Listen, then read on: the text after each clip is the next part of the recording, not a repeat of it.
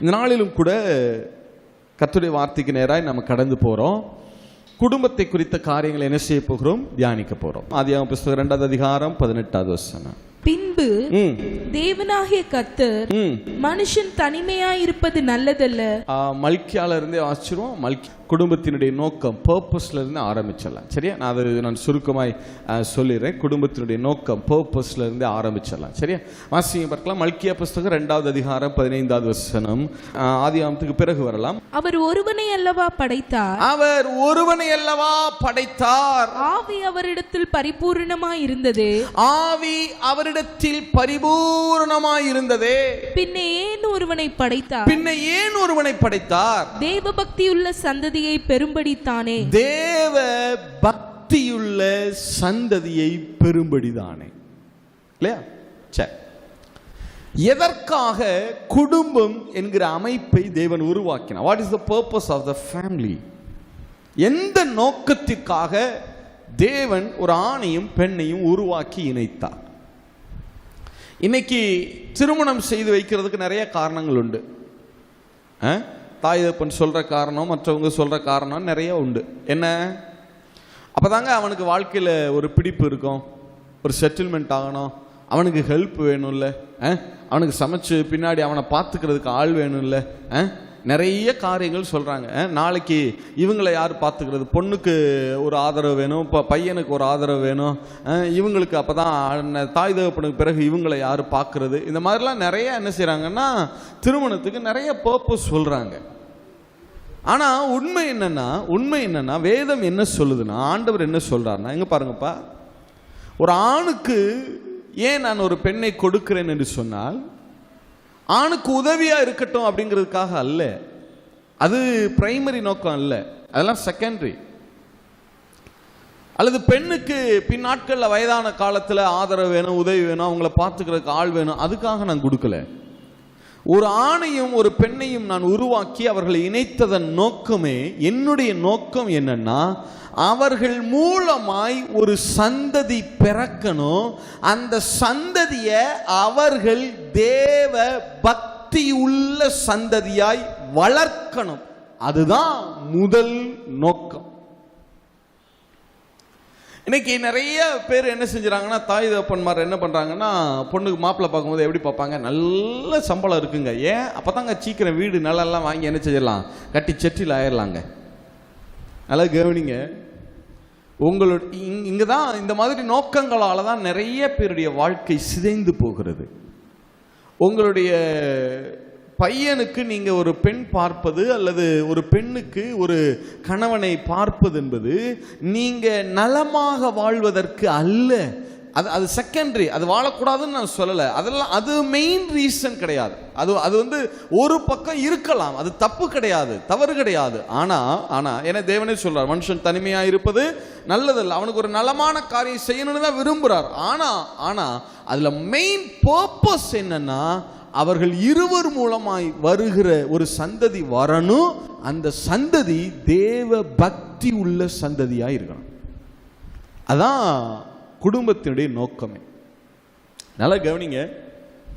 இப்ப நீங்க அடிச்சு கேட்கலாம், பிரதர் தேவ பக்தி உள்ள சந்ததினா என்ன பிரதர்? நான் தான் ஞாயிற்றுக்கிழமை ஆயிட்டா என் பிள்ளை எங்கே கொண்டு போயிடுறேன், சண்டே ஸ்கூல்ல கொண்டு போய் விட்டுறேன், கரெக்டாக கொண்டு போய் ஞாயிற்றுக்கிழமை என்ன செஞ்சிடறேன், விட்டுறேன். நான் ஜெபம் பண்ண சொல்லி கொடுக்குறேன், பைபிள் வாசிக்க சொல்லி கொடுக்குறேன், என் பிள்ளை எம்புட்டு வசனம் சொல்லும் தெரியுமா உங்களுக்கு? இல்லையா? எவ்வளவு வசனம்லாம் நான் சொல்லி கொடுத்துருக்கேன் தெரியுமா? அப்புறம் மனப்பாடமாக சொல்லும். சங்கீதம் 23 என் பிள்ளை எப்படி சொல்லும்? மனப்பாடமாக சொல்லும். பார்க்குறீங்களா? இல்லையா? இப்போ தேவ பக்தியுள்ள சந்ததினா என்ன? தெய்வம் எதை சொல்லுகிறா? சிலர் என்ன நினைக்கிறாங்கன்னா, தேவ பக்தி இல்லைன்னா அதை செய்யாத, இதை செய்யாத, அதை பண்ணாத, இதை பண்ணாத, அடக்கி ஒடுக்கி அப்படியே ஒரு ஸ்லேவ் மாதிரி அடக்கி வச்சிருக்கிறது தான் தேவ பக்தியுள்ள சந்ததி பிரதர். அப்படியா? தேவ பக்தியுள்ள சந்ததியை உருவாக்கணும் அப்படின்னு தெய்வம் சொல்றார் இல்லையா? அது என்ன தேவ பக்தி உள்ள சந்ததினா என்ன? அந்த வார்த்தை இருக்கு இல்லையா? அந்த வார்த்தை நீங்க அதை எபிரேயத்தில் வாசிங்கன்னா ஜெரா எலோஹிம் அப்படின்னு இருக்கும். அந்த வார்த்தை வந்து ஹீப்ருல தேவ பக்தியுள்ள சந்ததி அப்படிங்கிறது ஜெரா எலோஹிம் அப்படின்னு இருக்கும். ஜெரா அப்படின்னா சீடு, விதைகள் அப்படின்னு அர்த்தம். ஜெரா அப்படின்னா சீடு. நீங்கள் அதை கேஜேவியில் அதை நீங்கள் கரெக்டாக வாசிக்கலாம். கிங் ஜேம்ஸ் வெர்ஷன் எனக்கு ரொம்ப பிடித்த மொழிபெயர்ப்பு. ஏன்னா அந்த இறையியல் முக்கியத்துவம் வாய்ந்த வார்த்தைகளை அவங்க கரெக்டாக கொடுத்துருப்பாங்க. மற்ற மொழிபெயர்ப்புகளை விட இந்த கிங் ஜேம்ஸ் வெர்ஷன் வந்து இந்த தியாலஜிக்கல் வேர்ட்ஸ் இருக்குல்ல, அந்த தியாலஜிக்கல் வேல்யூ உள்ள வேர்ட்ஸ் அதை என்ன செய்ய மாட்டாங்க, மாற்றவே மாட்டாங்க. அதை கரெக்டாக கொடுத்துருப்பாங்க கேஜேவியில். வாசிங்க பார்க்கலாம். மல்கியா 2:15 கிங் ஜேம்ஸ் வெர்ஷனில் வாசிங்க பார்க்கலாம். And did not he make one? And did not he make one? அவர் ஒருவனை உண்டாக்கவில்லை. Yet had he the residue of the spirit. And wherefore one, that he might seek a godly seed. Godly seed. Zera Elohim அப்படினா தெய்வ விதைகள் அல்லது தெய்வீக விதைகள். ஆண்டவர் தேவ பக்தியுள்ள சந்ததியை படைக்கணும் அப்படின்னு சொல்றத நம்ம ஒரிஜினலை பார்த்தோம்னா எப்படி சொல்றாருன்னா, தெய்வீக விதைகளை நான் உருவாக்க விரும்புகிறேன். தெய்வீக விதைகள் வரணும், தெய்வ விதைகள் வரணும். அதுல இருந்து நம்முடைய பிள்ளைங்களை கர்த்தர் எப்படி பார்க்கிறார்னா, as like seed, ஒரு விதையை போல பார்க்கிறாராம். இப்போ ஒரு ஆணையும் ஒரு பெண்ணையும் இணைத்து திருமண உறவில் இணைத்து அவர்களிடத்தில் ஆண்டவர் என்ன கொடுக்குறாருன்னா, ஒரு பிள்ளையை கொடுக்குறாருன்னா என்ன அர்த்தம்னா, ஒரு விதையை கொடுக்குறாருன்னு அர்த்தம், ஒரு சீடை கொடுக்குறாருன்னு அர்த்தம். அந்த விதையை அவர்கள் தான் வளர்க்கணும், அதுதான் அவர்களுடைய வேலை, அவர்களுடைய பொறுப்பு, அதுதான் அவர்களுடைய பொறுப்பு. அது உண்மை தானே. ஆதாம் ஏவாளுடைய முதல் வேலையே லிட்ரலாக என்னதான் இருந்துச்சு, தோட்டத்தை பண்படுத்தவும் அதை என்ன செய்ய வேணும், காக்கவும் தானே. தோட்டத்தை வளர்ப்பது தான், மரங்களை விருட்சங்களை வளர்ப்பது தான் லிட்ரலாக அவர்களுடைய வேலை இல்லையா. அதை போல அது வந்து பிசிக்கலாக கொடுக்கப்பட்ட வேலை. அடுத்து ஸ்பிரிச்சுவலாகவும் அதே வேலையை தான் கர்த்தர் கொடுத்தார். அவர்கள் கையில் ஒரு சந்ததியை கொடுக்கிறார். அப்படின்னா என்ன அர்த்தம்னா, ஒரு விதையை கொடுக்கிறார்னு அர்த்தமா. அந்த விதையை அவர்கள் தான் என்ன செய்யணும், வளர்க்கணும். யோசிச்சு பாருங்க. இப்போ நீங்கள் கணவன் மனைவி இருக்கிறீங்க, அவங்க கையில் கர்த்தர் ஒரு பிள்ளையை கொடுத்துருக்கிறார். இப்படி எடுத்துக்கலாம். அந்த பிள்ளைய ஒரு விதையை போல கொடுத்துருக்கிறார் இல்லையா, விதையை போல கொடுத்துட்டார். அந்த விதையை நீங்கள் தான் வளர்க்கணும். விதையினுடைய பிரமாணம் என்ன, விதை எப்படி வளரும், என்ன பொழிஞ்சாதான் வளரும்? ஆதியாகமம் 2:5 வாசிங்க. நிலத்தினுடைய சகலவித செடிகளும் பூமியின் மேல் இன்னும் உண்டாகவில்லை, நிலத்தினுடைய சகலவித பூண்டுகளும் இன்னும் முளைக்கவில்லை. ஏனெனில் தேவனாகிய கர்த்தர் பூமியின் மேல் இன்னும் மழையை பெய்ய பண்ணவில்லை. இன்னும் மழையை என்ன செய்ய பண்ணவில்லையா, பெய்ய பண்ணல. அப்ப விதையினுடைய பிரமாணமே என்னன்னா, மழை பொழியாம விதை முளைக்காது இல்ல. மழை பொழியாம விதை என்ன செய்யாது, முளைக்காது இல்ல. அதுதான் விதையினுடைய பிரமாணமே. விதையினுடைய பிரமாணம் என்னன்னா, விதை முளைச்சு வெளியே வரணும்னா மழை பொழியணும். அப்ப பிரதர், ஏன் பிள்ளைங்க முளைக்கணும்னா எப்படி பிரதர், மழையை எப்படி பிரதர் பொழிய பண்றது, மழை எப்படி பொழிய பண்றது? வாசிங்க பார்க்கலாம். உபாகம புஸ்தகம் 32வது அதிகாரம் 2வது வசனம் வாசிங்க. மழையானது இளம் பயிரின் மேல் பொழிவது போல, இளம் பயிரின் மேல் பொழிவது போல என் உபதேசம் பொழியும். எது பொழியுமா? உபதேசம் பொழியும். ஆண்டவர் நல்ல கவனிங்க, குடும்பத்தினுடைய நோக்கம் என்னன்னா, ஆண்டவர் ஒரு ஆணையும் ஒரு பெண்ணையும் கணவன் மனைவி உறவுல இணைக்கிறத நோக்கம் என்னன்னா, அவர்கள் கையில நான் ஒரு விதைய போல ஒரு பிள்ளைய நான் கொடுப்பேன். அந்த பிள்ளைய ஒரு விதைய வளர்க்கிறது போல அவங்க வளர்க்கணும். சரி, எப்படி விதைய வளர்க்கிறது? மழைய பொழிய பண்ணி தானே விதை வளரும். ஆமா, அதை போல உபதேசங்கிற மழைய அந்த பிள்ளை மேல, அந்த விதை மேல பொழிய பண்ணி அதை வளர்க்கணும். ஒரு தகப்பனும் தாயும் பிள்ளையை வளர்க்க வேண்டிய விதம் என்னன்னா, கர்த்தருடைய சத்தியங்களை, உபதேசங்களை சரியாய் அந்த பிள்ளைக்கு போதிக்க வேண்டியது அவசியம். உடனே நம்ம என்ன சொல்லுவோம், பிரதர் அதுதான் கரெக்டா கொண்டு போய் சண்டே ஸ்கூல்ல விட்டுறோம்ல பிரதர். 7 நாள் கரெக்டா 7வது நாள் கொண்டு போய் முதல் வேலை எங்க கொண்டு போய் இறக்கி விட்டுருவேன், நான் சண்டே ஸ்கூல்ல இறக்கி விட்டுருவேன் இல்ல பிரதர். நல்லா கவனிங்க. ஒரு விதை முளைக்கணும்னா வாரத்துல ஒரு நாள் மழை பெஞ்சா போதுமா, இல்ல நாள்தோறும் மழை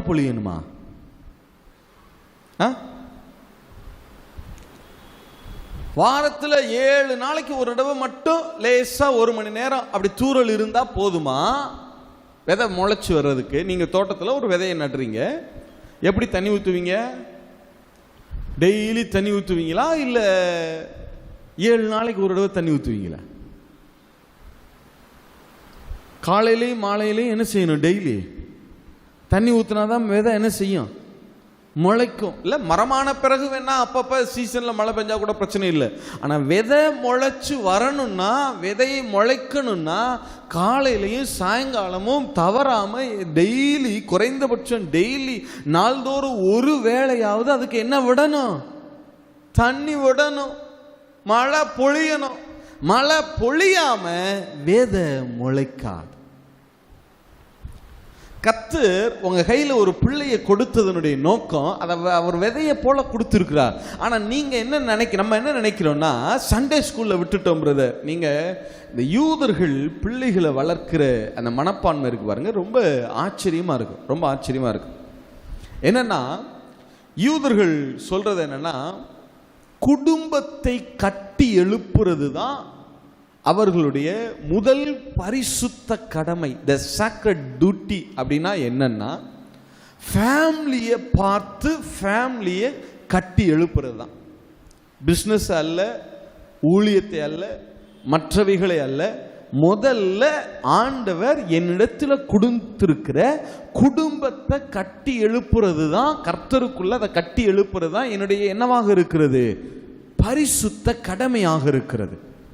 நல்லா கவனிங்க, நல்லா கவனிங்க. ஒரு யூத தகப்பன்கிட்ட போய் நீங்கள் கேட்டீங்கன்னா அவங்க என்ன செய்வாங்கன்னா, காலையிலும் மாலையிலும் ஒவ்வொரு நாளும் டெய்லி தங்களுடைய சின்ன பிள்ளைங்க 3 வயசுல ஆரம்பிச்சிருவாங்க. 2.25 வயசுலலாம் புரிந்தும் புரியாமலும் இருக்கும் போதே பிள்ளைங்களுக்கு என்ன செய்ய ஆரம்பிச்சிருவாங்க? வேதத்தினுடைய காரியங்களை, சத்தியங்களை சொல்லி கொடுக்க ஆரம்பிச்சிருவாங்க. ஆதியாகமத்துல இருந்து சொல்லுவாங்க. ஆபிரகாமை பற்றி, ஈசாக்கை பற்றி, யாக்கோபை பற்றி, யோசேப்பை பற்றி, அந்த நாட்கள் என்னெல்லாம் நடந்துச்சு, எப்படிலாம் இருந்துச்சு, மோசே காலத்தில் என்ன நடந்துச்சு, சீனாய் மலையில் என்ன நடந்துச்சு, பிரமாணங்கள்னா என்ன, யோசுவானா யாரு, கானான் தேசம் எப்படி பகுக்கப்பட்டது, கோத்திரங்கள்னா என்ன, லேவியர்கள்னா யாரு, ஆராதனைகள்லாம் எப்படி செய்வாங்க, எல்லாவற்றையும் 3 வயசுல இருந்து ஆரம்பிச்சிருவாங்க. ஒரு யூத தகப்பன் என்ன சொல்றாங்கன்னா, வேதாகமத்தில் இருக்கிற எந்த ஒரு சத்தியத்தையும், அவங்க சொல்றது வேதாகமத்தில் இருக்கிற எந்த ஒரு சத்தியத்தையும் என் பிள்ளை என் வாயில இருந்து கேட்பதற்கு முன்பாக இன்னொருத்தர் வாயிலனால அந்த சத்தியத்தை கேட்டா நான் சரியான தகப்பன் அல்ல. எப்படி? வேதத்தினுடைய சத்தியங்களை, ஃபார் எக்ஸாம்பிள் ஆதாம குறித்து எப்படி உலகத்தை சிருஷ்டித்தாருங்கிறத, தேவன் சிருஷ்டித்தாருங்கிறத பற்றி ஃபார் எக்ஸாம்பிள் எடுத்துக்கிறோமே, சண்டே ஸ்கூலில் அங்கே தானே ஆரம்பிப்பாங்க. ஆண்டவர் எப்படி ஆதாம் ஏவாளை சிருஷ்டித்தாருன்னு தான் என்ன செய்வாங்க? ஆரம்பிப்பாங்க இல்லை? இப்போ ஆதாம் ஏவாளுடைய சிருஷ்டிப்பை குறித்து, அல்லது அதுக்கப்புறம் நோவா காலமாகட்டும், ஏனோக்காகட்டும், அதுக்கு ஆபிரகாம், ஈசாக்கு, யாக்கோபு, யாராகட்டும், இந்த எந்த சத்தியமாக இருக்கட்டும், பழைய ஏற்பாட்டில் புதிய ஏற்பாட்டில் இருக்கிற எந்த சத்தியமாகட்டும், எதை குறித்தும், இயேசுவை குறித்து, அவருடைய ஆண்டவராக இயேசுவை குறித்து, அவருடைய பிறப்பை குறித்து, சிலுவையை குறித்து, எதை குறித்தாகட்டும், என் பிள்ளை அதை முதல்ல அந்த சத்தியத்தை என் வாயிலனால தான் கேட்கும். அதுக்கு அப்புறம் தான் அடுத்தவர் வாயிலிருந்து அந்த சத்தியத்தை என்ன செய்யலாம்? கேட்கலாம். ஆனா அந்த சத்தியத்தை என் வாயிலிருந்து என் பிள்ளை கேட்கறதுக்கு முன்னாடி இன்னொருத்தர் வாயினால் அந்த சத்தியத்தை அவன் கேட்டா என் பிள்ளைக்கு நான் சரியான தகப்பன் அல்ல. ஏன்னா உங்ககிட்ட கொடுத்த விதைக்கு இன்னொருத்தன் வந்து தண்ணி ஊத்துனா இது என்ன நியாயம் நினைக்கிறீங்க? சண்டே ஸ்கூல் டீச்சர் தான் அவங்களுக்கு வேதத்தின் காரியங்களை போதிக்கணும், அவங்க தான் போதிக்கிறாங்கன்னா சண்டே ஸ்கூல் டீச்சருக்கே 25 பிள்ளைங்களை பெறுகிற பலனை கொடுத்தா அவங்களுக்கே 25 விதைகளை கொடுத்துக்கலாமே. உங்கள்கிட்ட எது கொடுக்கணும்? உங்கள்கிட்ட எது கொடுக்கணும்? இல்லை, 25 விதைகளை பெறுகிறதுக்குரிய பலனை சண்டே ஸ்கூல் டீச்சரை நல்லா யோசிச்சு பாருங்க, நல்லா யோசிச்சு பாருங்க. நீங்கள் நியாய தீர்ப்பின் நாளில் நிற்கிறீங்க. நியாய தீர்ப்பில் எல்லாரும் நின்னாகணும். ஆனால் நமக்கு என்ன கிடையாது? ஆக்கினை தீர்ப்பு என்ன இல்லை. ஆனால் நியாய தீர்ப்பில் எல்லாரும் என்ன செய்யணும்? நிற்கணும். இப்போ நீங்கள் நியாய தீர்ப்பில் நிற்கிறீங்க, உங்கள் பிள்ளை நிற்கிறாங்க. இப்போ உங்கள் பிள்ளைய கர்த்தர் விசாரிக்கணும், ஒரு காரியத்தில் ஏதோ ஒரு காரியத்தில் நீ ஏன் இப்படி செய்த, இதை குறித்த சத்தியம் உனக்கு தெரியாதா அப்படின்னு உங்கள் பிள்ளைய கேட்க போகிறாரு. கேட்க போகும்போது நீங்களும் பக்கத்தில் நிற்கிறீங்க. அதுக்கு உனக்கு தகப்பன் ஒன்றும் உனக்கு இதை சொல்லலையா அப்படின்னு உங்களை பார்க்குறாரு, உங்கள் பிள்ளையை பார்க்குறாரு. என்னப்பா நீ இந்த சத்தியத்தை இதை நீ கேட்டது இல்லையா, இதன்படி நீ ஏன் செய்யாமல் போன, இது ஏன் நீ மிஸ் பண்ண, இது யார் உனக்கு சொல்லலையா அப்படின்னு சொல்லிட்டு, இது யார் உனக்கு சொல்லணும், உன் தகப்பன் தானே சொல்லணும் அப்படின்னு உங்களை பார்க்குறாரு. நீ சொன்னியா அப்படின்றதுக்கு பார்க்குறாரு. உங்களை பார்த்துட்டு நீ என்னத்தை சொன்ன அவனுக்கு ஒரு சத்தியத்தையும் போ, நீ முதல்ல தள்ளி நில்லு, முதல்ல இவனுடைய சண்டே ஸ்கூல் டீச்சரை கூப்பிடுங்கப்பா, நீ அவங்க சொன்னாங்களான்னு கேட்குறேன், கூப்பிடு அப்படின்னு கூப்பிட்டாருன்னு வச்சுக்கோங்க. உங்கள் பிள்ளையினுடைய சண்டே ஸ்கூல் டீச்சரை நிறுத்தி அந்த இடத்துல கேள்வி கேட்டாருன்னு வச்சுக்கோங்க, உங்களுக்கு எப்படி இருக்கும்? நல்லா திரும்பவும் சொல்கிறேன், கர்த்தர் குடும்பத்தை இணைத்ததன் நோக்கம் நீங்கள் வீடு கட்டுறதுக்கு இல்லை, நீங்கள் சொத்து வாங்கி சேர்க்கறதுக்கு இல்லை, இல்லை உலகம் மெச்சிக்கொள்ளுகிற அளவுக்கு பெருமையாய் வாழ்வதற்கல்ல, உங்களுடைய ஆடம்பரங்களை வெளியே காட்டிக்கொள்வதற்கல்ல. உங்களை கணவன் மனைவியாய் இணைத்த நோக்கம் உங்கள் கையில் கொடுத்த பிள்ளைய முறை பிரகாரம் காலையிலையும் சாயங்காலமும் நீங்கள் உட்கார்ந்து வேதத்தின் சத்தியங்களை உங்கள் வாயினால் நீங்கள் சொல்லணும். பிரதர் எனக்கு ஒன்றும் தெரியாது பிரதர், உங்களுக்கு தெரிய வேண்டிய அவசியமே இல்லை. நான் சொல்கிறேனே, இப்படி சொல்கிறேனே, நீங்கள் தெரிஞ்சுக்கிறீங்க, கற்றுக்கொள்ளுங்க. உங்கள் பிள்ளைகளுக்கு கற்றுக் கொடுப்பதற்காகவே சத்தியங்களை கற்றுக்கொள்ளுங்க. அமருங்க, புக்ஸ் வாங்குங்க, படிங்க, கற்றுக்கொள்ளுங்க, கேளுங்க, ஆண்டவர்கிட்ட கேளுங்க. நல்லா கவனிச்சு பாருங்க. ஆதியாகமம் புத்தகம் 18வது அதிகாரம் 19வது வசனம் வாசிங்க பார்க்கலாம். கர்த்தர் ஆபிரகாமுக்கு சொன்னதை நிறைவேற்றும்படியாய் அவன் தன் பிள்ளைகளுக்கும் தனக்கு பின்வரும் தன் வீட்டாருக்கும் நீங்கள் நீதியையும் நியாயத்தையும் செய்து கர்த்தருடைய வழியை காத்து நடவுங்கள் என்று கட்டளையிடுவான் என்பதை அறிந்திருக்கிறேன் என்றார். இன்னொரு ஆங்கிலத்திலேயும் இன்னொரு சில மொழிபெயர்ப்புகளையும் போதிப்பான் என்பதை அறிந்திருக்கிறேன். ஏன் ஆபிரகாமின் சந்ததியின் தேவன் ஆசீர்வதிச்சார்னா, அவர் சொல்றாரு, அவருக்குள்ள சொல்லிக் கொள்ளுகிற காரியம் என்னன்னா, இங்க பாரு, நான் என்னெல்லாம் ஆபிரகாமுக்கு கற்றுக் கொடுக்கிறேனோ அதை அவன் தன் பிள்ளைகளுக்கும் பிள்ளைகளின் பிள்ளைகளுக்கும் போதிப்பான் என்பதை நான் அறிந்திருக்கிறேன். ஆபிரகாமை குறித்த தேவனுடைய பார்வை எப்படி இருக்கு பாருங்க. ஆபிரகாமை குறித்து அவர் நினைக்கிற நினைவு பாருங்க. நான் போய் ஆபிரகாமுக்கு எல்லாத்தையும் சொல்லுவேன்ப்பா, அவனுக்கு நான் ஒன்னையும் என்ன செய்ய மாட்டேன், நான் மறைக்க மாட்டேன், நான் எல்லாத்தையும் அவனுக்கு சொல்லுவேன். ஏன்னா நான் சொல்லிக் கொடுக்கறதை எல்லாம் அவன் தன் பிள்ளைகளுக்கு சொல்லிக் கொடுப்பான். ஏன் ஆபிரகாம் உன் சந்ததியை ஆசீர்வதிப்பேன் திரும்ப திரும்ப சொன்னார்னா, ஆபிரகாமுக்கு அந்த சுவாபம் இருந்தது, தேவனிடத்தில் கற்று அதை பிள்ளைகளுக்கு கற்றுக் கொடுக்கிற அனுபவம். சின்ன பிள்ளையா இருக்கும்போது நீங்க எப்ரோன், இஸ்ரவேல் தேசத்துல எப்ரோன் போங்க. ஆபிரகாம், ஈசாக்கு, யாக்கோபினுடைய கல்லறை அந்த மக்பேலா குகையில் இருக்கு இல்லையா, அந்த எப்ரோனுக்கு நீங்க இப்பயும் போகலாம். போனீங்கன்னா ரொம்ப ஆச்சரியமா இருக்கும். அதாவது அது ரொம்ப சென்சிட்டிவான ஏரியா. இஸ்ரவேல்லையே ரொம்ப சென்சிட்டிவ். 2 தரப்பு இராணுவமும் நிற்கும். பாலஸ்தீனிய இராணுவமும் அங்கே நிற்கும், இஸ்ரவேல் தேசத்தினுடைய இராணுவமும் நிற்கும். எந்த நேரத்திலும் அந்த இடத்துல என்ன வரலாம், யுத்தம் வரலாங்கிறது ரொம்ப டென்ஷனான ஒரு பகுதி. நம்ம ஊர்லலாம் சொல்லுவாங்கல்ல, ஒரு கலவரமான இடங்களிலெல்லாம் போலீஸை பாதுகாப்புக்கு நிறுத்துவாங்கள்ல, அதை போல் 2 இராணுவமும் அந்த எப்ரோனில். ஏன்னா 2 தரப்புமே அந்த கல்லறைக்காக, ஆபிரகாமின் கல்லறைக்காக சண்டையிட்டுக் கொள்கிறாங்க. அதனால் எந்த நேரமும் அங்கே என்ன வரலாம், பிரச்சனை. 2 பேருமே வர்றாங்க. ஒரு பக்கம் கல்லறைக்கு ஒரு பக்கம் யூதர்கள் ஏறி வருவாங்க, இன்னொரு பக்கம் பாலஸ்தீனியர்கள் ஏறி வருவாங்க. அதனால் எந்த நேரமும் பிரச்சனை வரலாம். ஆனால் நீங்கள் போய் பாருங்கள், இந்த யூத பகுதியில் போய் நின்று கொஞ்சம் கவனிச்சு பாருங்கள். காலையில் அதிகாலை வேளையிலேயே ஒரு 7-8 மணிக்கெல்லாம் பார்த்தீங்கன்னா யூதர்கள் தங்களுடைய சின்ன பிள்ளைங்களை அந்த இடத்துக்கு அழைச்சிட்டு வருவாங்க. அந்த பிள்ளைங்க பார்க்குறதுக்கு முழங்கால் உயரம் தான் இருக்கும், வயசு ஒரு 2-3 வயசு தான் இருக்கும். அது பார்க்குறதுக்கு அவ்வளோதான் இருக்கும். அது அந்த படியில் ஏறி வர்றதே அவ்வளோ அழகாக இருக்கும். புத்தக்கான்னு அதில் என்ன செய்யுங்க, ஒவ்வொரு படியிலையும் கையை ஊண்டி என்ன செய்யுங்க, ஏறி வருங்க. அங்கே கொண்டு வந்து சின்ன பிள்ளைங்க கொண்டு வந்து உட்கார வைத்து அவர்களுக்குன்னு சொல்லி அந்த பாடங்களை, இதுதான் நம்முடைய ஆதி தகப்பன் ஆபிரகாம் ஆபிரகாமுடைய கல்லறை.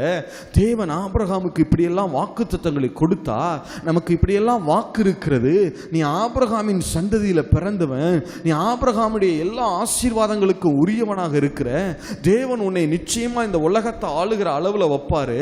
ஏன்னா நமக்கு வாக்கு இருக்கிறது, ஆபிரகாமுக்கு வாக்கு சொல்லப்பட்டிருக்கு, உன் மூலமாய் சகல ஜாதிகளும் என்ன செய்யப்படும், உனக்குள் சகல ஜாதிகளும் ஆசீர்வதிக்கப்படும் சொல்லப்பட்டிருக்கு. அதனால உன் மூலமா எல்லா நாடுகளும் ஆசீர்வதிக்கப்படும். நீ சும்மா லோக்கல்ல பிசினஸ் பண்ற ஆள்லாம் இல்ல, நீ உலகம் முழுவதும் நீ பிசினஸ் பண்ணுவ, உலகம் முழுவதும் நீ பிரபலமா இருப்ப, உலகம் முழுவதும் உன்னால ஆசீர்வதிக்கப்படும். எத்தனை வயசுல? 3 வயசுல டீச் பண்றாங்க. நல்ல கவனிங்க, அவர்கள் என்ன சொல்றாங்கன்னா, உலகத்தின் போதனையும் உலகத்தின் அறிவு என் பிள்ளைக்குள்ள போறதுக்கு முன்பாக இந்த வேதத்தினுடைய அறிவு என் பிள்ளைக்குள்ள போயிடணும். ஆனா அது என் வாயினால தான் என் பிள்ளைக்குள்ள போகணும். யாரோ சொல்லி இல்லை, சண்டே ஸ்கூலில் சொல்லி இல்லை, அங்கே சொல்லி இல்லை. சண்டே ஸ்கூல்லாம் அது நான் தவறுன்னு சொல்லலை, முறை பிரகாரமாய் நடத்தப்படுகிறத நான் தவறுன்னு சொல்ல. ஆனால் அதுவே உங்களுடைய பிள்ளையினுடைய வாழ்க்கைக்கு போதுமானது என்பது தவறானது, முற்றிலும் தவறானது. அப்போ கர்த்தர் நம்ம கையில் ஒரு பிள்ளையை கொடுக்கறத நோக்கம், கணவன் மனைவியாய் ஒருவரை இணைக்கிறதனுடைய நோக்கமே என்னன்னா, உங்கள் பிள்ளையினுடைய வாழ்க்கை உங்கள் வாயிலிருந்து உருவாகும், அதனுடைய சத்தியம் உங்கள் வாயிலிருந்து வெளிப்பட்டு உங்கள் பிள்ளை அதை கேட்டு வளரணும். அதற்காகத்தான் ஆபிரகாம். யோசிச்சு பாருங்களேன், ஏன் நீங்கள் ஆபிரகாம் என்னுடைய சந்ததியை தேவன் ஆசீர்வதிச்சார்னு நினைக்கிறீங்க? வாசி பார்க்கலாம், ஆதியாகம புஸ்தகத்தில் பொது மொழிபெயர்ப்பில் எடுத்துக்கொள்ளுங்க, பார்க்கலாம். தமிழில் வாசிங்க, பிறகு பொது மொழிபெயர்ப்பில் வாசிக்கலாம். ஆதியாகம புஸ்தகம் 18வது அதிகாரம் 17 to 19 வாசிங்க. 19 மட்டும் வாசிச்சேன் இல்லையா, 17 to 19 வாசிங்க, பார்க்கலாம். அப்பொழுது கர்த்தர் ஆபிரகாம் பெரிய பலத்த ஜாதியாவதினாலும், ஆபிரகாம் பெரிய பலத்த ஜாதியாவதினாலும், அவனுக்குள் பூமியில் உள்ள சகல ஜாதிகளும் ஆசீர்வதிக்கப்படுவதினாலும் நான் செய்ய போகிறதை ஆபிரகாமுக்கு மறைப்பேனோ? கர்த்தர் ஆபிரகாமுக்கு சொன்னதை நிறைவேற்றும்படியாய் அவன் தன் பிள்ளைகளுக்கும் தனக்கு பின்வரும் தன் வீட்டாருக்கும். அந்த வார்த்தை ரொம்ப தெளிவா இருக்கு. கர்த்தர் ஆபிரகாமுக்கு சொன்னதை நிறைவேற்றும்படியா. இங்க பார்ப்பா, நான் ஆபிரகாமுக்கு சொன்னேன் இல்ல, ஆமா, அதை நான் கண்டிப்பா அவன் வாழ்க்கையில நிறைவேற்றணும் இல்ல, ஆமா, அதுக்காகத்தான் அவன் தான் நான் சொல்றத அவன் பிள்ளைகளுக்கு பிள்ளைகளின் பிள்ளைகளுக்கு சொல்றான். உங்களுக்கு இது கொஞ்சம் புரியும்படியாக சொல்லவா? நீங்கள் பொது மொழிபெயர்ப்பில் வாசிங்க, இதே 17 பொது மொழிபெயர்ப்பில் வாசிங்க, பார்க்கலாம். பொது மொழிபெயர்ப்பில் வாசிங்க, ஆதியாகம புஸ்தகம் 18வது அதிகாரம் 17 to 19 வரைக்கும் பொது மொழிபெயர்ப்பில் வாசிங்க. அப்பொழுது ஆண்டவர் நான் செய்யவிருப்பதை ஆபிரகாமிடமிருந்து மறைப்பேனோ? ஆபிரகாமுக்கு நான் அதை மறைக்க மாட்டேன். ஆபிரகாமிடமிருந்தே வலிமை மிக்க மாபெரும் இனம் தோன்றும். நல்ல கவனிங்க, ஆபிரகாம்ல இருந்துதான் ஒரு பெரிய சந்ததி தோன்ற போகிறது. அவன் மூலம் மண்ணுலகின் எல்லா இனத்தாரும், எல்லா இனங்களும், எல்லா நேஷன்ஸும் ஆசி பெற்றுக் கொள்வர். எல்லா தேசமும் அவன் மூலமாய் தான் ஆசி பெற்றுக் கொள்ள போறாங்க. ஏனெனில் நல்ல கவனிங்க, ஆபிரகாமும் தான் பெரிய ஜாதி ஆக போறான், ஆபிரகாம் மூலமா தான் ஆசீர்வாதம் வரப்போகுது. ஏனெனில் நீதி நேர்மை வழி நின்று எனக்கு கீழ்ப்படியும்படி தன் புதல்வருக்கும் தனக்கு பின் தன் வழி மரபினருக்கும் கற்றுத்தருமாறு. நல்ல கவனிங்க, ஆபிரகாமத்தான் நான் பெரிய ஜாதியாக்குவேன், ஆபிரகாம் மூலமா தான் உலகமே ஆசீர்வதிக்கப்படும். ஏன்னா அவன் நான் சொல்றத தன் பிள்ளைகளுக்கு போதிக்கிறான்.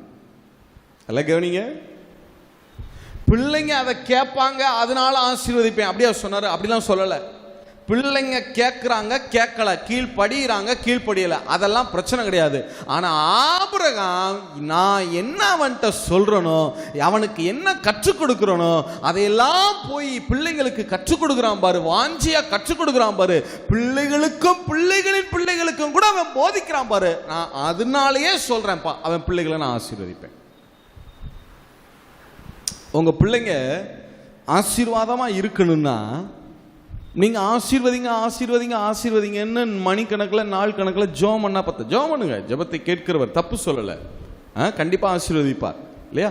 உங்களுடைய ஜெபம் உங்க பிள்ளைகள் வாழ்க்கையில் வேலை செய்யும். ஆனா அது மட்டும் பத்தாது. உங்க பிள்ளைங்களை உட்கார வைங்க. பிரதர் 3 வயசுல புரியாது பிரதர். புரியும் பிரதர். அவனுக்கு புரியணும்னு அவசியமே இல்லை பிரதர். புரியும், ஒருவேளை புரியணும்னு கூட அவசியம் இல்லை பிரதர். நீங்க உட்காருங்க, உங்க பிள்ளைங்களுக்கு போதிங்க, உங்க பிள்ளைங்களுக்கு சொல்லிக் கொடுங்க. நீங்க எல்லாம் சிறு வயதில் அதை விதைச்சிருங்க, முதிர் வயதிலும் அதை விடாதிருப்பார். எத்தனை பேர் ஆமேன்னு சொல்ல முடியும்? சரி, அப்ப முதல் நோக்கம் என்னன்னா, கணவன் மனைவியை தெய்வன் இணைக்கிறத நோக்கம் என்னன்னா, நான் அவங்க கையில ஒரு விதையை போல ஒரு பிள்ளையை கொடுக்க போறேன். அவங்க உபதேசம் பண்ணி, நல்லா கவனிங்க, டெய்லி உபதேசம் பண்ணணும். உங்க பிள்ளைகளுக்கு மறுநாள் காலையில அல்லது மாலையில நீங்க போதிக்கிறதுக்கா நீங்க உட்கார்ந்து, ஏன் இதை நிறைய பேர் செய்யறது இல்லை தெரியுமா?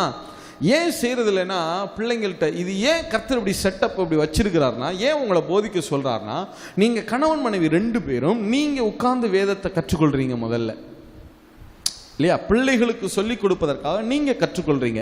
நீங்க கற்றுக்கொண்டுட்டு உங்க பிள்ளைகிட்ட சொல்றீங்க, இல்லையா? சொல்லும்போது என்ன நடக்கும்னா, முதல்ல நீங்க உங்க வாழ்க்கை சரியாக ஆரம்பிச்சிருது. ஏன்னா நீங்க 2 பேரும் உட்கார்ந்து வேதத்தை என்ன செய்ய ஆரம்பிக்கிறீங்க, அதை கற்றுக்கொள்ள ஆரம்பிக்கிறீங்க. முதல் காரியம், அதுல உங்க வாழ்க்கை என்ன செய்ய ஆரம்பிக்கும், மாற ஆரம்பிக்கும். 2வது, பிள்ளைகிட்ட நீங்க இப்ப சொல்றீங்க, இங்க பாருப்பா, இப்படி எல்லாம் என்ன செய்யக்கூடாது, நம்ம கோவப்படக்கூடாது, எரிச்சல் படக்கூடாது. நீங்க பிள்ளைகளுக்கு போதிக்கும் போது நீங்க அதை வாழணும்னு உங்களுக்கு தோணும் இல்லை. ஏன்னா உங்க பிள்ளை நாளைக்கு கேட்பான், பா அப்புறம் ஏன்ப்பா அம்மாவோட சண்டை போட்ட நீ அப்படின்னு கேட்பான். இல்லை, நிறைய பேர் ஏன் பிள்ளைகளுக்கு அட்வைஸே பண்றது கிடையாது தெரியுமா? கேட்க மாட்டாங்கிறதுக்கு இல்லை, இவங்க முதல்ல என்ன செய்யறது இல்லை, அதை கை கொள்றது இல்லை, வாழ்றது இல்லை. இது தேவன் ஏன் இப்படி ஆணையும் பெண்ணையும் இப்படி வச்சார்னா, இங்க பாரு, நீனும் உன்னுடைய மனைவி உட்கார்ந்து முதல்ல சத்தியங்களை கற்றுக்கொள்ளுங்க. நீ கற்றுக்கொண்டு நீ போதிக்க போகும்போது உனக்குள்ளேயே தோணும், உனக்குள்ளேயே உறுத்தும், முதல்ல நான் இதை கை கொள்ளணுமேன்னு தோணும். அடுத்து நீ கை கொள்ள ஆரம்பிப்ப, அடுத்து தைரியமாய் உன் பிள்ளைக்கு போதிக்க ஆரம்பிப்ப. நான் சொல்றேன், உன் பிள்ளைய சந்ததி சந்ததி ஆசீர்வதிக்க ஆரம்பிப்பேன். இதுதான் குடும்பத்தினுடைய அமைப்பு. தேவன் இப்படிதான் ஃபிக்ஸ் பண்ணார் எல்லாத்தையும். சரி, இப்போ முதல் காரியம், குடும்பத்தினுடைய அடிப்படையில் முதல் காரியம், கர்த்தர் ஒரு ஆணையும் பெண்ணையும் இணைத்து அவங்க கையில விதையை போல, ஜெரா விதையை போல, தெய்வ விதையாய் சில விதைகளை கொடுக்கிறார். அந்த விதைகளை பெற்று உபதேசம் என்கிற மழையை நாள்தோறும், எப்பவோ போற போக்கில் சொல்லிட்டு போறதில்லை, இப்படிலாம் செய்யக்கூடாதுரா ஓகேயா அப்படின்னு எப்போவோ சொல்லிட்டு போகிறதில்ல. யோசிச்சு பாருங்கள், மதுரையில் மழை எப்போவோ ஒரு 3 மாதத்துக்கு ஒரு தடவை லேசாக ஒரு தூறல் இருந்துச்சுன்னு வச்சுக்கோங்க, மதுரை செழிக்கவா செய்யும்? மதுரை நல்லா செழிப்பாவாக இருக்கும். எப்போவோ சீசனில் ஏதோ ஒரு 3 மாதத்துக்கு 4 மாதத்துக்கு ஒரு தடவை லேசாக அப்படி போகிற போக்கில் அப்படி ஒரு தூறல் போட்டுச்சுன்னு வச்சுக்கோங்க, மழை நல்லாவா இருக்கும்? இல்லை, அப்போ போகிற போக்கில் ஏதோ உங்கள் பிள்ளைகிட்ட சொல்லிட்டு போகிறதில்லை. ஏதோ ஒரு சூழ்நிலை வந்தால், ஒரு அட்மாஸ்பியர் வந்தால், அல்லது ஏதோ ஒரு சின்ன தவறு வரும்போதா அப்படிலாம் செய்யக்கூடாது. என்னப்பா ஓகேப்பா அப்படின்னு லேச, அது அல்ல கர்த்தருக்குள்ளே வளர்க்குறது. ஒவ்வொரு நாளும் காலையில் சாயங்காலம் எந்த ஏதாவது ஒரு நேரம் நீங்கள் உங்கள் பிள்ளையோட அமரணும், பைபிள் எடுத்து உட்கார்ந்து நீங்கள் யூதர்களுடைய பண்டிகைகள், நிறைய பண்டிகைகள் இருக்கும் அவங்களுக்கு, நிறைய பண்டிகைனாலே அவங்க என்னதான் செய்வாங்க தெரியுமா? ஃபேமிலியாக எல்லாம் ஜம்மு காலத்தை விரித்து உட்காந்துருவாங்க, நடுகாலில் எல்லாம் உட்காந்து. அந்த வீட்டிலே முதிர்ந்த தகப்பன் இருப்பார் இல்லையா, ஒன்று தாத்தாவாக இருப்பாங்க, அல்லது குடும்பத்தில் அந்த தகப்பன் இருந்தால் தகப்பன் வேதத்தை தோல் சுருளை எடுத்து வைத்து, தோராவை எடுத்து வைத்து வாசிப்பாங்க.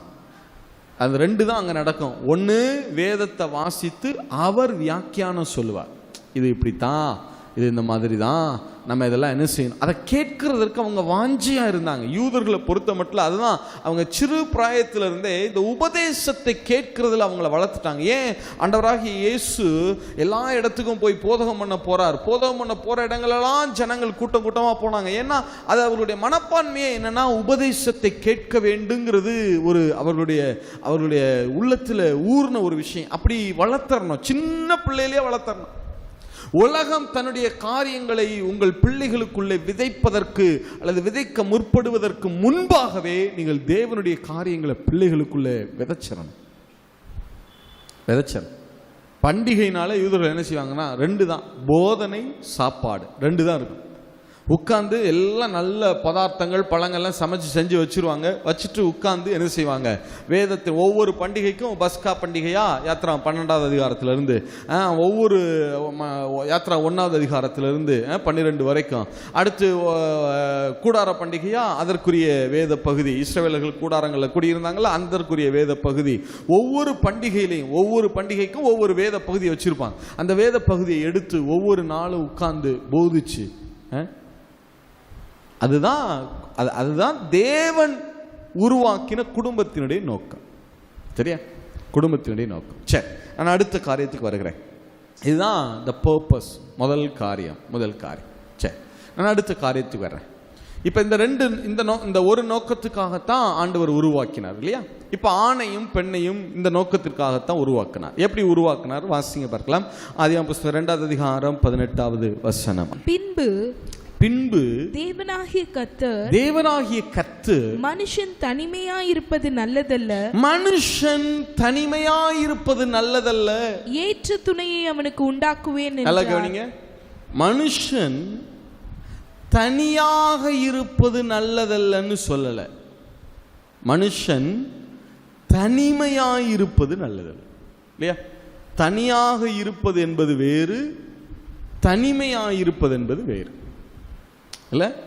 இப்போ நீங்கள் ஒரு சிலர் அங்கே உட்கார்ந்துருக்கிறீங்க, நீங்கள் யாரும் அங்கே என்ன செய்யலைன்னா தனியாக இல்லை, நீங்கள் ஒரு சிலரோடு என்ன செஞ்சுருக்கிறீங்க, உட்கார்ந்துருக்கிறீங்க இல்லையா? ஒரு சிலர் இருக்கிறாங்க சோசியல் டிஸ்டன்ஸில், சும்மா ஒரு 5-6 பேர் இல்லை, இருந்தாலும் நீங்கள் தனியாக இல்லை. சரியா? ஏன்னா இந்த ஸ்டேஜில் நான் தனியாக இருக்கிறேன், ஃபிசிக்கலாக நான் தனியாக இருக்கிறேன். இப்போ நல்லா கவனிங்க, தனியாக இருக்கிறதுங்கிறது வேற, தனிமையாக இருக்கிறதுங்கிறது வேற. உங்களுக்கு சொல்கிறேனே, இப்போ நீங்கள் யாரும் தனியாக இல்லை, ஒரு சின்ன இதாக உட்கார்ந்துருக்கிறீங்க. ஆனால் உங்களுக்குள்ளேயே யாராவது ஒருவருக்குள்ள ஒரு உணர்வு இருக்கலாம். என்ன? எனக்குன்னு யாருமே இல்லை, எனக்கு உதவி செய்ய யாரும் இல்லை, என்னை புரிந்து கொள்ள யாரும் இல்லை, எனக்கு ஆதரவாக யாரும் இல்லை. இந்த நினைவு இருக்கு பாருங்க, இந்த உணர்வு, அந்த உணர்வு தான் தனிமை. அலோன் என்பது வேறு, லோன்லினஸ் என்பது வேறு இல்லையா? அலோன் அப்படின்னா நான் இப்போ இந்த ஸ்டேஜில் நான் மட்டும்தான் நிற்கிறேன், தனியாக நிற்கிறேன், அது தனியாக இருப்பது அலோன், அது வேற. தனிமை என்பது பிசிக்கல் அல்ல, அது ஸ்பிரிச்சுவல், உள்ளான இருதயத்தில் இருக்கிற ஒரு உணர்வு, ஒரு உணர்ச்சி. எனக்குன்னு நான் யாருமே இல்லை அப்படின்னு நான் நினைச்சேன்னு வச்சுக்கிறேங்க, அது என்னது? அதுக்கு என்னன்னு பேரு? தனிமைன்னு பேரு. அதுக்கு என்னன்னு பேரு? தனிமைன்னு பேரு இல்லையா? தனியாக இருப்பது தவறல்ல. என்ன இல்ல? தனியாக இருப்பது என்ன இல்ல?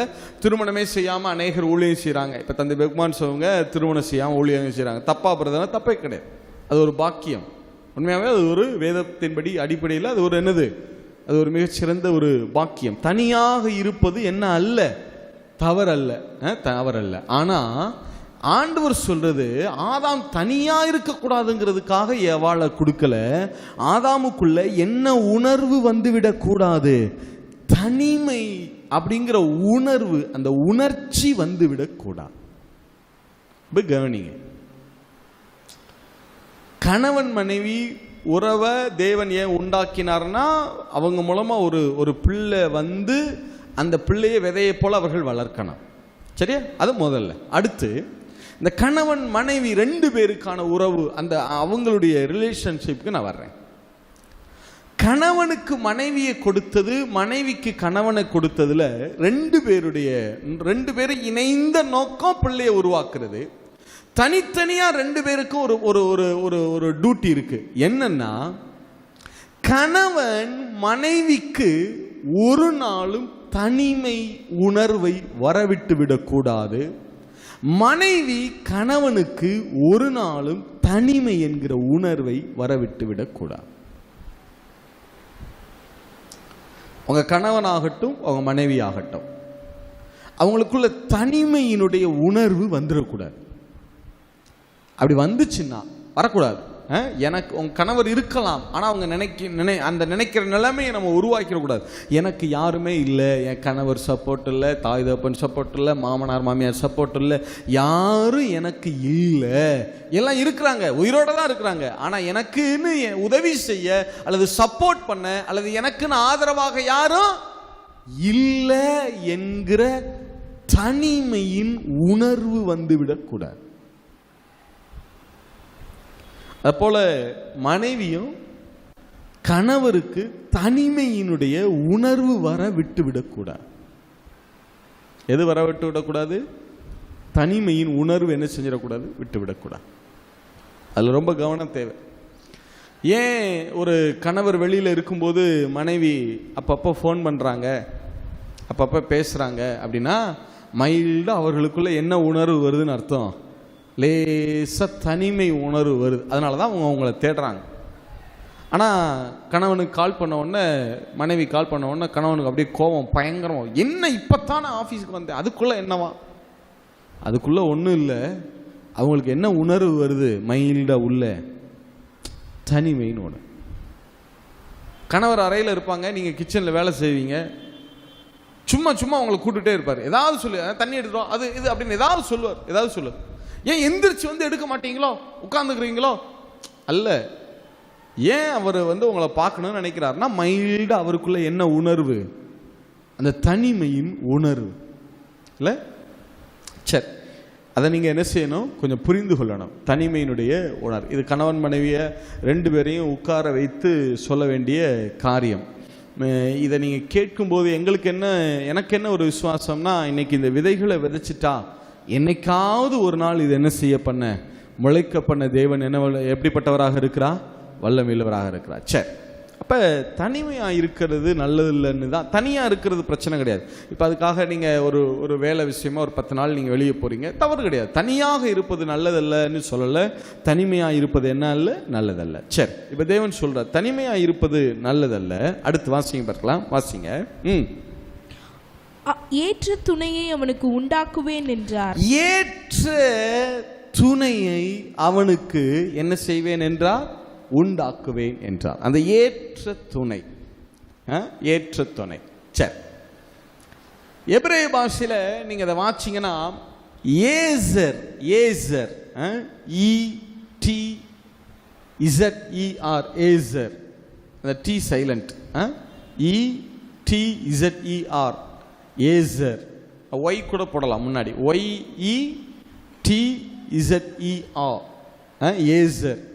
அடுத்தது கே நெகடோ, KE, கே. அடுத்தது நெகடோ, NEGEDO, NEGEDO, கே நெகடோ. ஏசர் கே நெகடோ அப்படின்னு சொல்லுவாங்க எபிரேய பாஷையில். அதை ஏசர் கே நெகடோ அப்படின்னு சொல்லுவோம். ஏற்ற துணை அப்படின்னு தமிழில் ஏற்ற துணைன்னு போட்டிருக்காங்க. சில ஆங்கில மொழிபெயர்ப்புகளில் சூட்டபிள் ஹெல்ப்பர், இந்த மாதிரி நிறைய என்ன செய்வாங்கன்னா போட்டிருப்பாங்க. ஏற்ற துணை ஏசர் கே நெகடோ அப்படின்னா என்ன பிரதர் அப்படின்னா, நல்லா கவனிங்க. ஏசர் அப்படின்னா உதவி அப்படின்னு அர்த்தம், ஹெல்ப். எபினேசர், ஏசர் சொல்றோம் இல்லையா? ஏசர்னா உதவி அப்படின்னு அர்த்தம். சரியா? சரி, இந்த கே நெகடோ அப்படின்னா என்ன அர்த்தம்னா, கே நெகடோ அப்படின்னா தமிழில் அதை துணை அப்படின்னு போட்டிருக்காங்க. ஆக்சுவலாக ஒரிஜினலில் அதனுடைய அர்த்தம் என்னென்னா, நீங்கள் எடுத்து பாருங்கள் ஹீப்ரூ டிக்ஷனரியில் வேணால் கே நெகடோ அப்படின்னா என்ன அர்த்தம், நெகடோ அப்படின்னா என்ன அர்த்தம் அப்படின்னு நீங்கள் எடுத்து பாருங்கள். என்ன போட்டிருப்பாங்கன்னா கவுண்டர் பார்ட் அப்படின்னு போட்டிருப்பாங்க. என்ன பார்ட்? Counter part. ஆங்கிலத்தில் மனைவியை கவுண்டர் பார்ட்னு சொல்லுவாங்க தெரியுமா? ஸ்பௌஸ், ஒய்ஃப் அப்படின்னு சொல்கிற மாதிரி ஆங்கிலத்தில் மனைவி என்னன்னு சொல்லுவாங்க? கவுண்டர் பார்ட் அப்படின்னு சொல்லுவாங்க. இந்த கவுண்டர் பார்ட்னா என்ன பிரதர்? நம்ம தமிழில் ஏற்ற துணையில், ஆங்கிலத்தில் ஹெல்ப்பர் இப்படிலாம் சொல்கிறோம். கவுண்டர் பார்ட் ஒரிஜினல் அது கவுண்டர் பார்ட் அப்படின்னா என்ன? கவுண்டர் பார்ட்னா என்ன பிரதர்? என்ன வாசிங்க. இந்த தமிழில் கவுண்டர் பார்ட்னா தமிழ் டிக்ஷனரியில் என்ன கொடுத்துருக்கான்னு ஹெப்சி இப்போ வாசிப்பாங்க, அதை வாசிங்க. கவுண்டர் பார்ட்னா என்ன? வாசிங்க பார்க்கலாம். எதிரிணை. எதிரிணை. சரி, நல்லா கவனிங்க. கவுண்டர் பார்ட்னா நேர் இணையா எதிர் இணையா? எதிரினை சரி நேர் அலுவலர் சரி நேர் அலுவலர் குறையை ஈடு செய்யும் கூட்டாளி ஒருவருடைய குறையை ஈடு செய்ய வந்த இன்னொரு கூட்டாளி சரி நேர் எதிர்பகுதி சரி நேர் பகுதியா சரி நேர் எதிர்பகுதியா சரி நேர் எதிர்பகுதி சரி நிரப்பு கூறு சரி நிரப்பு கூறு அப்படின்னா என்னன்னா ஒன்னு அறகுறையா இருந்தா அதை ஃபுல்ஃபில் பண்ண ஒன்னு வருது பாருங்க, அதுக்கு பேர் தான் சரி நிரப்பு கூறு. சரி நேர் படிவம் சரி நேர் படிவம் கவுண்டர் ஃபைல்னு சொல்லுவோம்ல பேங்க்லலாம். உங்களுக்கு இதை புரிய முடியாது சொல்லவா? ஆதாமுக்கு தேவன் ஏவாளை கொடுத்தார் இல்லையா? எப்படி கொடுத்தார்னா ஆதாமுக்கு நேர் இணையா கொடுக்கல, ஆதாமுக்கு எதிர் இணையா கொடுத்தார். ஆதாம் சொல்ற எல்லாத்துக்கும் ஆமா சொல்றதுக்கு ஏவாளை கொடுக்கல.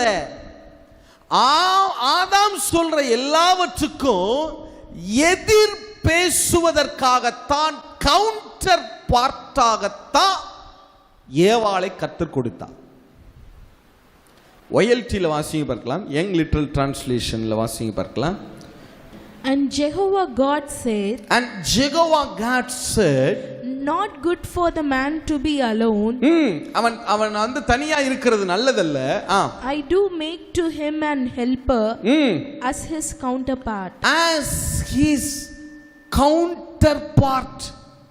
counterpart. நான் அவனுக்கு ஏவாளை கொடுக்கிறது கவுண்டர் பார்ட்டா தான் கொடுத்திருக்கிறேன். உங்களுக்கு புரிய முடியாது சொல்லவா? இது என்ன கவுண்டர்? அப்ப பிரதர் நம்ம சொல்றதுக்கெல்லாம் அவங்க எதிர்த்து, நல்ல கவனிங்க, அவங்க எதிர்த்து பேச வைக்கப்படல, எதிர் பேச வைக்கப்பட்டிருக்காங்க.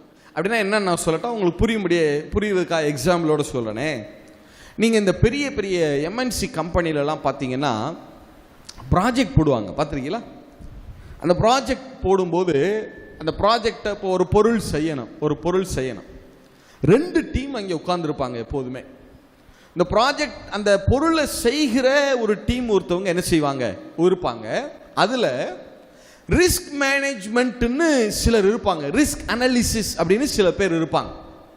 அவங்க யார் அப்படின்னா, இப்போ உதாரணத்துக்கு இந்த மேனேஜர் இருக்கிறார், அவர் வந்து உட்கார்ந்துருவார். மீட்டிங் நடக்குது அப்படின்னா மேனேஜர் வந்துடுவார், இந்த பொருள் செய்யணும், இதுக்கு எல்லாம் ப்ராஜெக்ட் கொண்டு வாங்க அப்படின்னு சொல்லிடுவார்.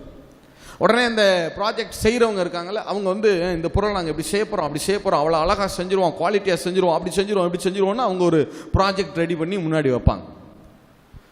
அந்த ரிஸ்க் மேனேஜ்மெண்ட்டில் ஒருத்தவங்க இருப்பாங்க, ரிஸ்க் அனாலிசிஸ்னு சில பேர் இருப்பாங்க. அவங்க என்ன செய்வாங்க தெரியுமா? இந்த ப்ராஜெக்டை பார்த்துட்டு, என்ன நீங்கள் இதை இப்படி செஞ்சுருக்கீங்க, இது இப்படி ஆனால் நீங்கள் என்ன பண்ணுவீங்க கேள்வி கேட்பாங்க.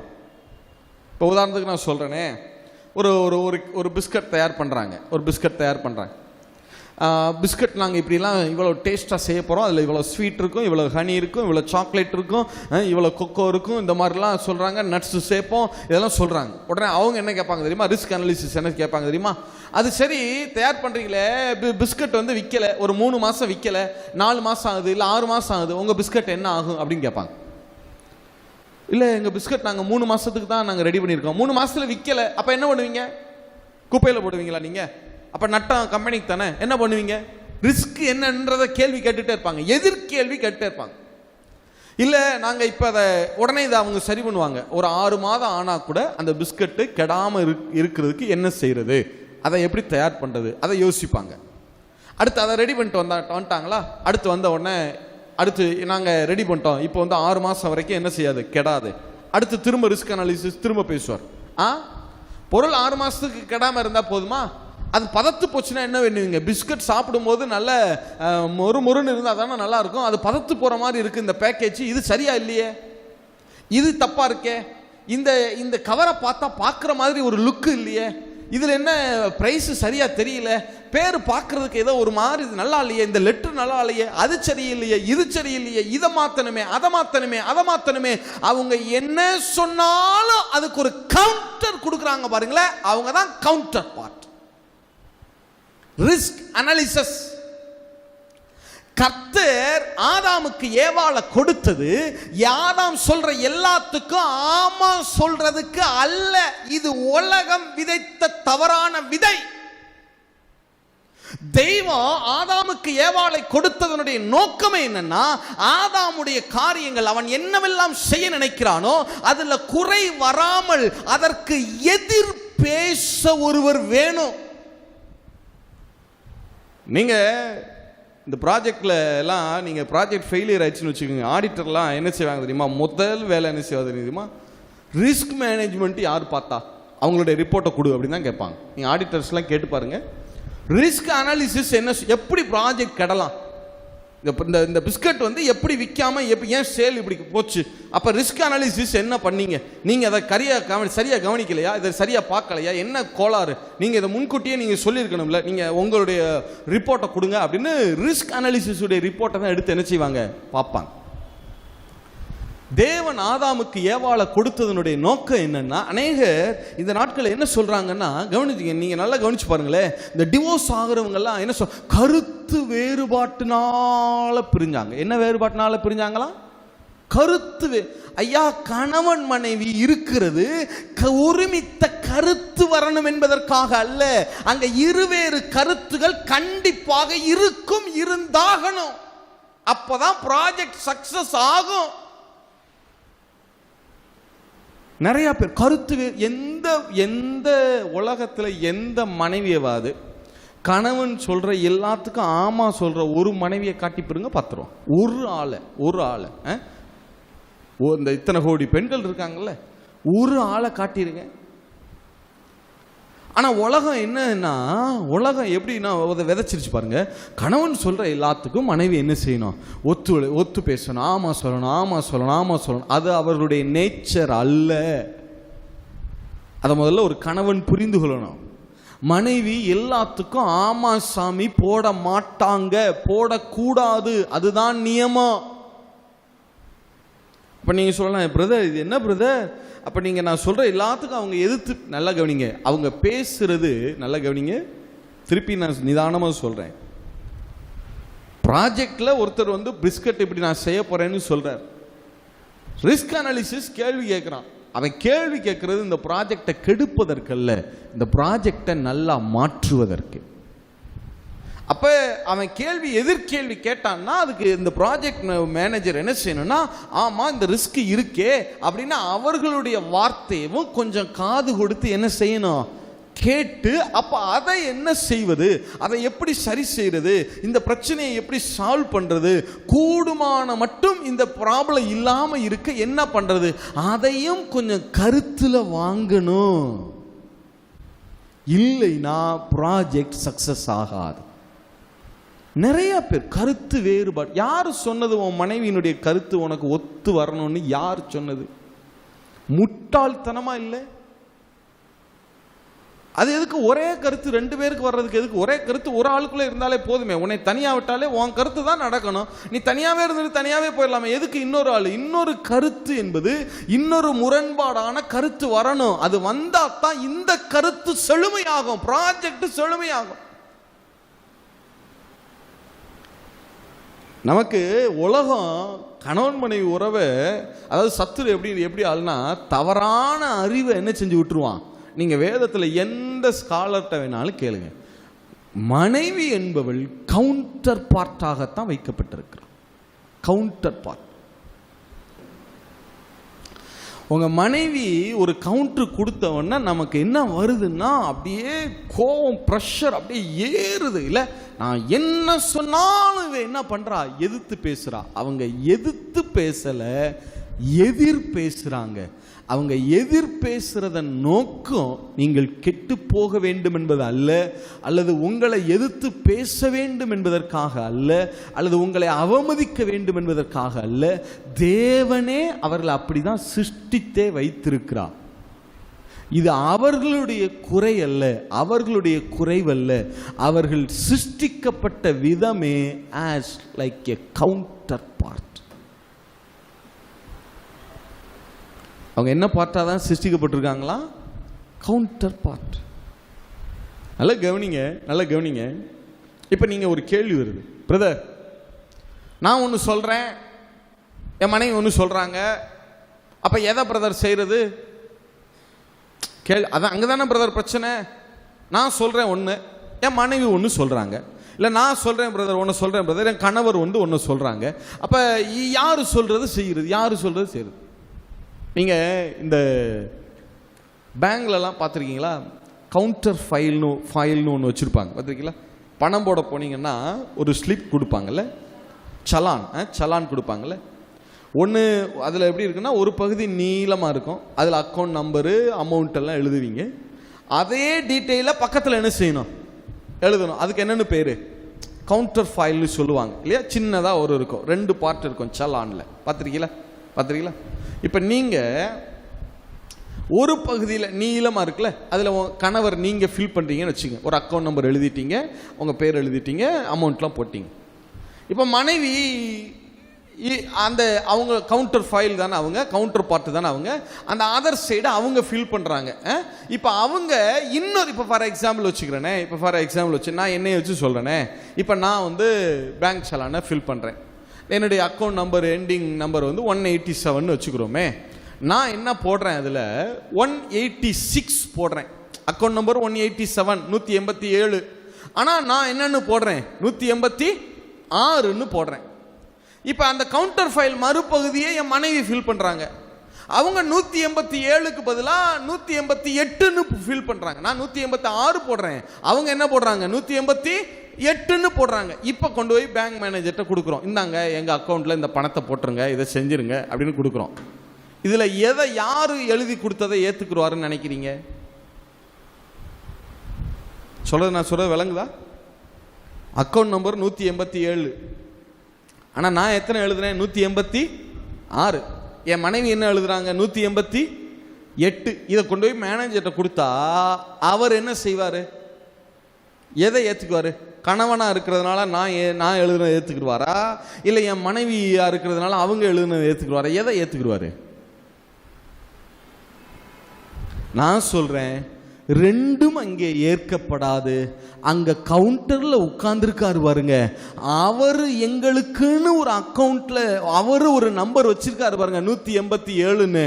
அதை எழுதுனாத்தான் அது சக்சஸ் ஆகும். அதே தான் இங்கே கணவன் சொல்றது செய்யப்படணுமாங்கிறது இல்லை, மனைவி சொல்றது செய்யப்படக்கூடாது. உங்க 2 பேருக்கும் மேனேஜரா உட்கார்ந்துருக்கிற உங்க தகப்பன் கர்த்தர் இருக்கிறார் பாருங்க, அவர் அதுல என்ன சித்தம் வச்சிருக்கிறாரோ அது செய்யப்படணும். இப்ப நீங்க 2 பேரையும் ஏன் இப்படி எதிர் இணையாக வைத்தார்னா, நீங்களா செஞ்சுட்டு நீங்களா பேசிட்டு நீங்களா முடிவெடுத்துட்டு போறதுக்கு இல்ல. நீங்க 2 பேரும் எதிர் கருத்துகள் வந்தா எடுத்துக்கொண்டு தகப்பனிடத்துல கர்த்தரிடத்துல வரணும். அவர் ஒன்னு சொல்லுவார் பாருங்க, அப்பதான் அந்த ப்ராஜெக்ட் சக்சஸ் ஆகும். இது இப்படிதான் ஃபேமிலி அவர் செட் பண்ணியிருக்கிறார். கணவன் அவரா சொல்லிட்டு அவரா நினைச்சது செஞ்சுட்டு போறதுக்கு இல்லை குடும்பம். இல்லை மனைவி சொல்றதையே சில குடும்பங்களில் பார்த்துறீங்களா, மனைவி டாமினேட் பண்ணிடுவாங்க, கணவருடைய பேச்சு அங்கே என்ன செய்யாது, எடுபடாது. அப்படி இருந்தால் குடும்பம் சுத்தமாக உருப்படவே உருப்படாது. ஏன்னா அவங்க உதவி செய்யத்தான் வந்திருக்கிறாங்க, ஆளுகை செய்ய வரல. எது செய்ய வந்திருக்கிறாங்க? மனைவியானவள் என்ன செய்ய தான் வந்திருக்கிறாங்க? உதவியாக இருந்து கவுண்டர் கொடுக்கிறது தான் வந்திருக்கிறாங்களே ஒழிய அவங்க ப்ராஜெக்டை கையில் எடுத்து எல்லாத்தையும் நான் தான் செய்வேன்னு இருந்தா அந்த ப்ராஜெக்ட் 100% சக்சஸ் ஆகாது. நிலையில் வச்சுக்கிறணும். சில கணவன்மார்கள் என்ன வச்சுருவாங்க தெரியுமா, மனைவியை அடக்கி ஒடுக்கி என்ன சொன்னாலும் என்ன செய்ய மாட்டாங்க, அவங்க கேட்க மாட்டாங்க, அந்த மாதிரி வச்சிருப்பாங்க. அதுவும் தப்பு. நான் சொல்றேன், கணவன் சொல்றது செய்யப்படணுமா, மனைவி சொல்றது செய்யப்படணுமான்னா 2 பேர் சொல்றது செய்யப்படக்கூடாது.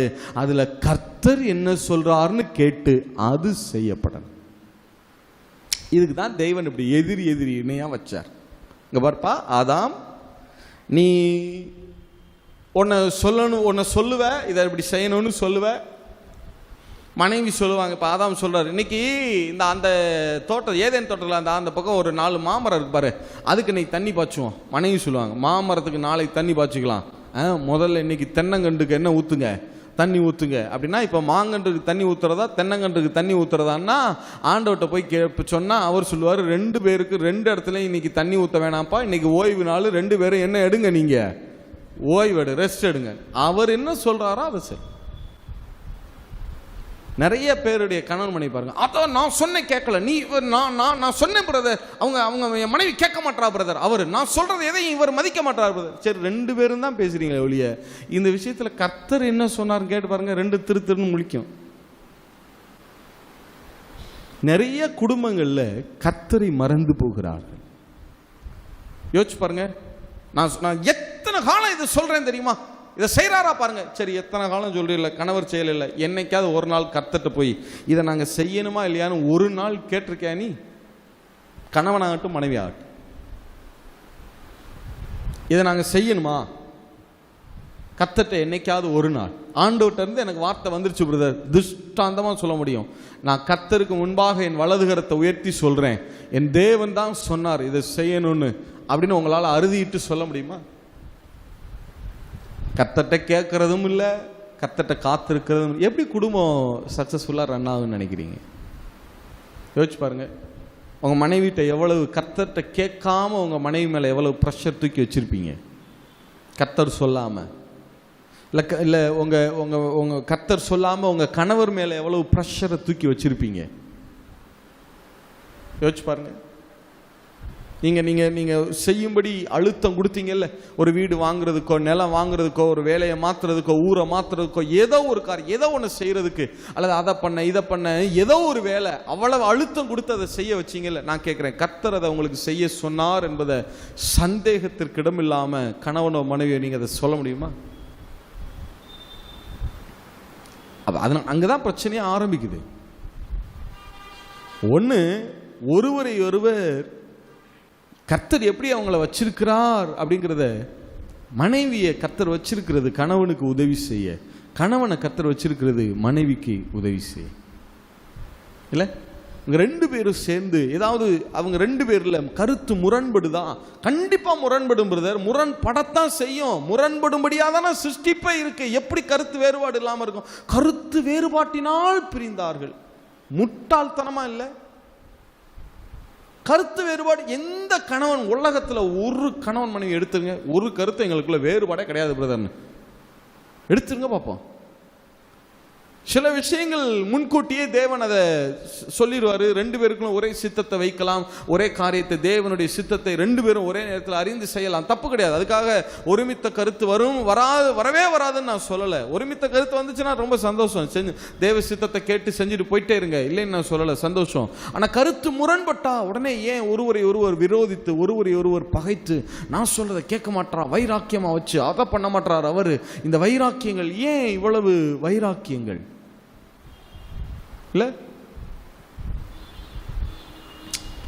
கர்த்தர் குடும்பத்தை எதுக்கு ஆண்டவர் இதெல்லாம் செய்யும்போது எவ்வளோ யோசிச்சிருப்பாரு? யோசிச்சு பாருங்களேன். கணவன் மனைவி, அதாவது தமிழ்நாட்டில் அது எந்த அளவுக்கு உண்மைன்னு எனக்கு தெரியல, தமிழ்நாட்டில் நிறைய டிவோர்ஸ் கிறிஸ்தவர்களுக்குள்ள தான் நடக்குதான். கிறிஸ்தவர்களுக்குள்ள தான் அநேக டிவோர்ஸ் நடக்குதான். நான் நிறைய டிவோர்ஸ் பார்த்துருக்கேன். ஆனால் உட்காந்து யோசிச்சோம்னா 10 பைசா பிரயோஜனம் இருக்காது. சண்டையை பார்த்தா 10 பைசா கேட்டால் செட் ஆகலை பிரதர். என்ன ஆகலையா? அவங்களுக்கு எனக்கு செட் ஆகலை. என்ன செட் ஆகலை? இவங்க என்ன நினைக்கிறாங்க, நீங்க என்ன நினைக்கிறேன்னா, உன் மனைவி உனக்கு சொல்றதுக்கெல்லாம் ஆமா சொல்லணும், அல்லது உங்க கணவர் நீங்க சொல்றதுக்கெல்லாம் என்ன சொல்லணும், ஆமா சொல்லணும், இல்லைன்னா இல்லை. அப்படி சொல்லவே மாட்டாங்க. சொல்லும்படியாய் சிருஷ்டிக்கப்படலை, அது அவர்களுடைய நேச்சர் இல்லை. எதிர் பேசதான் தேவன் அப்படிதான் வச்சிருக்கிறார். அப்படி நீங்க பேசி இது 2 கருத்து இருக்கே, அப்ப இதுல என்ன செய்யறது, இதை எப்படி பெஸ்டா மாத்துறது, இதை என்ன செய்வது? அப்ப நீங்க 2 பேரும் இணைந்து யாரிடத்துல வரணும்? தேவ சமூகத்துக்கு வரணும். இது இப்படிதான் சிஸ்டம் வைக்கப்பட்டிருக்கிறது. ஆனா நிறைய பேர் இதை மிஸ் அண்டர்ஸ்டாண்டிங்கா வாழ்க்கையை புரிஞ்சுட்டு, அவருக்கு எனக்கு செட்டே ஆகல. நான் சொல்றேன், உனக்கும் உலகத்தில் இருக்கிற எவனுக்கும் இல்லை எவளுக்கும் செட் ஆகாது. நிறைய பேர் சொல்ல பார்த்தீங்கன்னா, என் மனைவிக்கும் எனக்கு செட் ஆகும். நான் சொல்றேன், உலகத்தில் இருக்கிற எந்த பெண்ணுக்கும் உனக்கு செட் ஆகாது. இல்லை பிரதர், என் கணவர் நான் என்ன சொன்னாலும் கேட்கறது இல்லை பிரதர், அவருக்கு எனக்கு செட் ஆகாது. நான் சொல்றேன், உன் கணவர் இல்லை, உலகத்தில் இருக்கிற எந்த ஆணுக்கும் உனக்கு செட்டே ஆகாது. எப்படி ஆகும்? ஏன்னா உங்களை சிருஷ்டிச்சதே எப்படி சிருஷ்டிச்சிருக்காருன்னா நேர் எதிரினை கிடையாது. 2 ++ கிடையாது, 1 +, 1 -. நீங்க ஒரு காரியத்தில் ஆமா சொன்னா அவங்க ஒரு காரியத்தை அதே காரியத்தில் இல்லைன்னு +- இருக்கணும். இருந்தால் கரண்ட் பாஸ் ஆகும். இல்ல ++ இருந்தா வெடிச்சிடும். தெரியுமா உங்களுக்கு? நேர் எதிரினை உலகத்தில் காட்டுங்க. எந்த ஒரு மனைவி வாதம் இவங்க நான் சொல்றதுக்கெல்லாம் சொல்ற சொல்லுங்க பார்ப்போம். சும்மா ஸ்டேஜில் வேணா நாங்கள் சொல்லிக்கலாம், என் மனைவி பிரதர் அப்படி பிரதர் இப்படி. ஆனால் பர்சனல் லைஃப்பில் எல்லா மனைவியும் ஆஸ் லைக் கவுண்டர் பார்ட், அதில் மாற்றம் கிடையாது. அப்படிதான் இருப்பாங்க. ஏன்னா இருக்கணும், அதுதான் சரி. ஏன்னா தெய்வமே அப்படிதான் சிருஷ்டித்து வைத்திருக்கிறார். திரும்பவும் நான் சொல்றேன், சலான்ல நான் எழுதுனதுதான் எடுக்கப்படணும்னு சொல்லாதீங்க, அல்லது மனைவி சலான்ல நான் எழுதின கவுண்டர் ஃபைல் படி தான் நடக்கணும்னு சொல்லாதீங்க. நீங்க 2 பேர் சொல்றபடியும் அல்ல. உங்களுக்கு முன்னாடி ஒருத்தர் அமர்ந்திருக்கிறார் சிங்காசனத்தில், அவர் என்ன சொல்றாரோ அதன்படி செய்யுங்க. உங்க லைஃப் ப்ராஜெக்டை சக்சஸ்ஃபுல்லாக முடிய பண்ண தேவன் வல்லமையுள்ளவராக இருக்கிறார். ஹல்லேலூயா. எத்தனை பேர் ஆமென் சொல்ல முடியும்? இந்த புரிதல் இருக்கணும். Counterpart. சரி, இப்போ நீங்க உங்களுக்கு ஒரு கேள்வி வரலாம், ஏன் பிரதர் தேவன் இப்படி ஏவாளை எனக்கு எதிர் பேச, நல்லா கவனிங்க, எதிர்த்து பேசுறது வேற, எதிர் பேசுவது வேறு. சரியா? எதிர்த்து பேசுறது வேற, எதிர் பேசுவது வேறு. நம்ம என்ன நினைச்சிடறோம், அநேக நேரத்தில் மனைவி பேசுறது எல்லாமே நம்மளை எப்படி பேசுறாங்கன்னு எடுத்துக்கிறோம். நம்ம எதிர்த்துன்னு நினைச்சுக்கிறோம். அவங்க எதிர்த்து பேசல, என்ன பேசுறாங்க? எதிர் பேசுறாங்க. சரி, இப்போ நீங்க கேட்கலாம், பிரதர் ஏன் பிரதர் ஆண்டவர் இப்படி போய் வைக்கணும்? எத்தனை குடும்பத்தில் இதனால பிரச்சனையா இருக்கு, ஏன் இப்படி போட்டு வைக்கணும்? ஆதாம் சொல்ற எல்லாத்துக்கும் ஆமா சொல்ற ஒரு மனைவியை வச்சிருக்கலாமா இல்லையா? பிரச்சனையே இருந்திருக்காது இல்லையா? குடும்பம் நல்லா தானே ஓடி இருந்திருக்கும். ஏன் பிரதர் இப்படி வச்சார்? ஒரு கேள்வி வருது இல்ல, வாசிங்க பார்க்கலாம். வாசிங்க 18ஆம் வசனத்துல இருந்து வாசிங்க பார்க்கலாம். பின்பு தேவனாகிய கர்த்தர் மனுஷன் தனிமையாய் இருப்பது நல்லதல்ல, ஏற்ற துணையை அவனுக்கு உண்டாக்குவேன் என்றார். தேவனாகிய கர்த்தர் வெளியின் சகலவித மிருகங்களை, நல்லா கவனிங்க, முதல்ல மனுஷன் தனிமையாய் இருப்பது நல்லதல்ல என்று சொல்லிட்டு அவனுக்கு ஏற்ற துணையை உண்டாக்குவேன்னு சொல்லிட்டார். சொல்லிட்டு அடுத்து பாருங்க என்ன அங்க சம்பவம் நடத்துறார் பாருங்க. தேவனாகிய கர்த்தர் வெளியின் சகலவித மிருகங்களையும் ஆகாயத்தின் சகலவித பறவைகளையும் மண்ணினாலே உருவாக்கி ஆதாம் அவைகளுக்கு என்ன பேரிடுவான் என்று பார்க்கும்படி அவைகளை அவனிடத்தில் கொண்டு வந்தார். அந்தந்த ஜீவ ஜந்துக்கு ஆதாம் எந்தெந்த பேரிட்டானோ அதுவே அதற்கு பேராயிற்று. அப்படியே ஆதாம் சகலவித நாட்டு மிருகங்களுக்கும் ஆகாயத்து பறவைகளுக்கும் சகலவித காட்டு மிருகங்களுக்கும் பேரிட்டான். ஆதாமுக்கோ ஏற்ற துணை இன்னும் காணப்படவில்லை. அப்பொழுது தேவனாகிய கர்த்தர் ஆதாமுக்கு அயர்ந்த நித்திரையை வரப்பண்ணினார். அவன் நித்திரை அடைந்தான். இது எத்தனாவது வசனம்? 21 இல்ல? ஏற்ற துணை, மனுஷன் தனிமையாயிருப்பது நல்லதல்ல, அவனுக்கு ஏற்ற துணையை உண்டாக்குவேன்னு எத்தனாவது வசனத்துல சொன்னாரு? 2வது அதிகாரத்துல எத்தனாவது வசனத்துல சொன்னாரு? 18. ஆனா அவனுக்கு அயர்ந்த நித்திரையே எத்தனாவது வசனத்துல வர பண்றாரு? 21. எடை இப்ப நான் கேட்கிறேன், 18 வசனத்திலேயே தான் சொல்லிட்டார்ல மனுஷன் தனிமையா இருப்பது நல்லதல்லன்னு சொல்லிட்டாரு. அப்ப 19வது வசனத்திலே உடனே என்ன செஞ்சிருந்திருக்கணும்? ஐயோ அவன் தனிமையா இருப்பது நல்லதல்ல, அவனுக்கு ஏற்ற துணையை உண்டாக்கும்னு அப்பவே அயர்ந்த நித்திரையை வர பண்ணி ஏவாளை கொண்டு வந்திருந்திருக்கலாம்ல. மனுஷன் தனிமையா இருப்பது நல்லதல்ல, அவனுக்கு ஏற்ற துணையை உண்டாக்குவேன்னு சொல்லிவிட்டு அங்க ஒரு சம்பவத்தை நிகழ்த்துறார். என்ன நிகழ்த்துறாருன்னா, எல்லா மிருகங்களையும் கொண்டு வந்து அவனுக்கு முன்னாடி நிக்க வச்சு பேர் வைக்க சொல்றார். அவன் பேர் வச்சு முடிச்ச பின்னாடி அதுக்கு அப்புறம் தான் அவனுக்கு அயர்ந்த நித்திரையை வர பண்றார். ஏன் இப்படி செய்கிறார்? ஏன் இப்படி அவனுக்கு செய்கிறார்? அந்த வசனம் திரும்ப வாசிங்க பார்க்கலாம். தேவனாகிய கர்த்தர் சகல மிருக ஜீவன்களையும் அவன் என்ன பெயர் சூட்டுவான் என்பது. தேவனாகிய கர்த்தர் எத்தனை வசனம்? 19. தேவனாகிய கர்த்தர் வெளியின் சகலவித மிருகங்களையும் ஆகாயத்தின் சகலவித பறவைகளையும் மண்ணினாலே உருவாக்கி ஆதாம் அவைகளுக்கு என்ன பேரிடுவான் என்று பார்க்கும்படி. போதும், நல்லா கவனிங்க. ஆதாம பார்க்கிறார் தேவன். இவன் தனிமையாயிருப்பது நல்லதல்ல, இவனுக்கு ஒரு துணையை உண்டாக்கணும்னு முடிவு பண்ணிட்டார். ஆனா உடனே உருவாக்கல. சரியா? உடனே என்ன செய்யறாருன்னா, தோட்டத்துக்கு எல்லா மிருக ஜீவன்களையும் ஜோடு ஜோடா கொண்டு வந்து நிறுத்துறார். நிறுத்திட்டு பார்க்கும்படி, அந்த வார்த்தை ரொம்ப நல்லா இருக்கு தமிழ்ல, பார்க்கும்படி, என்ன பெயரிடுவான் என்று பார்க்கும்படி. சில மொழிபெயர்ப்புகளை லுக் ஆஃப்டர், பின்னாடி இருந்து கவனிக்கிறதுக்கு. அவனை முன்னாடி விட்டு இவன் என்ன பெயர் வைக்கிறான்னு பார்க்கறதுக்கு என்ன செஞ்சாராம், வாட்ச் பண்ணாராம். அதை ஹீப்ரூல நீங்க பாத்தீங்கன்னா வாட்ச் பண்றது, அவனை வந்து பின்னாடி இருந்து என்ன செய்கிறது, கவனிக்கிறது. பின்னாடி நின்னுக்கிறாராம் ஆண்டவர், அவனை முன்னாடி விட்டுட்டு என்னெல்லாம் பேர் வைக்கிறான்னு பார்க்கிறாராம். இப்ப ஆதாம் என்ன செய்யறான், ஒவ்வொரு மிருக ஜீவனா வந்தவொன்னு அப்படி கவனிக்கிறான். கவனிச்சு சிங்கத்தை பார்த்த உடனே பிரம்மாண்டமா அப்படி வந்து நிக்குது கர்ஜித்து. உடனே அதுக்கு ஒரு பேர் வைக்கிறான். ஒரு பறவையை பார்க்கறான், ஒரு மயிலை பார்க்கறான், அழகா இருக்கு. அடுத்து ஒரு கிளியை பார்க்கறான், அழகா இருக்கு. காகத்தை பார்க்கறான், கொஞ்சம் அருவருப்பு வருது. இப்ப ஒண்ணா பார்க்க அவன் ஜட்ஜ் பண்றான். இது இப்படி இருக்கு, இது இப்படி இருக்கு, இது இப்படி இருக்கு. அழகானதை கொஞ்சம் உற்று பார்க்கறான், சில விஷயத்தை அருவருப்பா பார்க்கறான். இதை பார்க்கும்போது கொஞ்சம் கோபம் வருது, சில விஷயங்களை பார்க்கும்போது சந்தோஷப்படுறான், சில விஷயங்களை பார்க்கும்போது அவனுக்கு எரிச்சல் வருது. பாம்பு, தவளை, இது மாதிரிலாம் பார்க்கும்போது கொஞ்சம் அருவருப்பு, எரிச்சல் வருது. அப்ப தேவன் இவனுடைய ஆத்துமால என்னெல்லாம், இவனை முன்னாடி விட்டு பார்க்கிறாரு, அவன் என்னெல்லாம் பேர் வைக்கிறான், எப்படி ஜட்ஜ் பண்றான், எதை பார்த்து கோபம் வருது, என்னெல்லாம் சிந்திக்கிறான், அவனுடைய ஆத்துமால என்னெல்லாம் தோணுதுன்னு பின்னாடி இருந்து அவன் என்ன பண்ணிட்டே இருக்கிறாரு, வாட்ச் பண்ணிட்டே இருக்கிறாரு. முடிவுல இவனுடைய ஆத்துமாவின் எண்ணங்களுக்கு ஏற்ப ஏவாளை சிருஷ்டித்தார். இவன் என்னெல்லாம் யோசிக்கிறான் என்பதை வைத்துத்தான் ஏவாள் சிருஷ்டிக்கப்பட்டாள். அல்ல கவனிங்க, ஏவாளுடைய சரீரம் வேண்டுமானால் ஆதாவின் விலா எலும்பிலிருந்து எடுக்கப்பட்டிருக்கலாம். ஆனால் ஏவாளுடைய அந்த ஆத்துமா இருக்குல்ல, அந்த மைண்ட், மனம், அந்த ஆத்துமா எதை வைத்து சிருஷ்டிக்கப்பட்டதுன்னா ஆதாமின் ஆத்துமாவை, மனதை பார்த்துதான் அது சிருஷ்டிக்கப்பட்டது. இப்ப தேவன் ஆதாமின் உயரத்துக்கு ஏத்த மனைவியை செய்யல, ஆதாமின் நிறத்துக்கு ஏத்த மனைவியை பார்க்கல, ஆதாமின் மனதை அறிந்து மனைவியை சிருஷ்டித்தார். இவன் எதை பார்த்து கோவப்படுவான், எதுல கோவப்படுறான், எதுல டென்ஷன் ஆகுறான், எதுல சறுக்குவான், எதுல விழுவான், எங்க என்ன பண்ணுவாங்கிறது கர்த்தர் முதல்ல பார்த்தார். விலங்குகளை பேரிட வச்சு ஜட்ஜ் பண்ண வச்சு. ஏன்னா பேர் வைக்கும் போதே ஜட்ஜ் பண்றோம் இல்ல.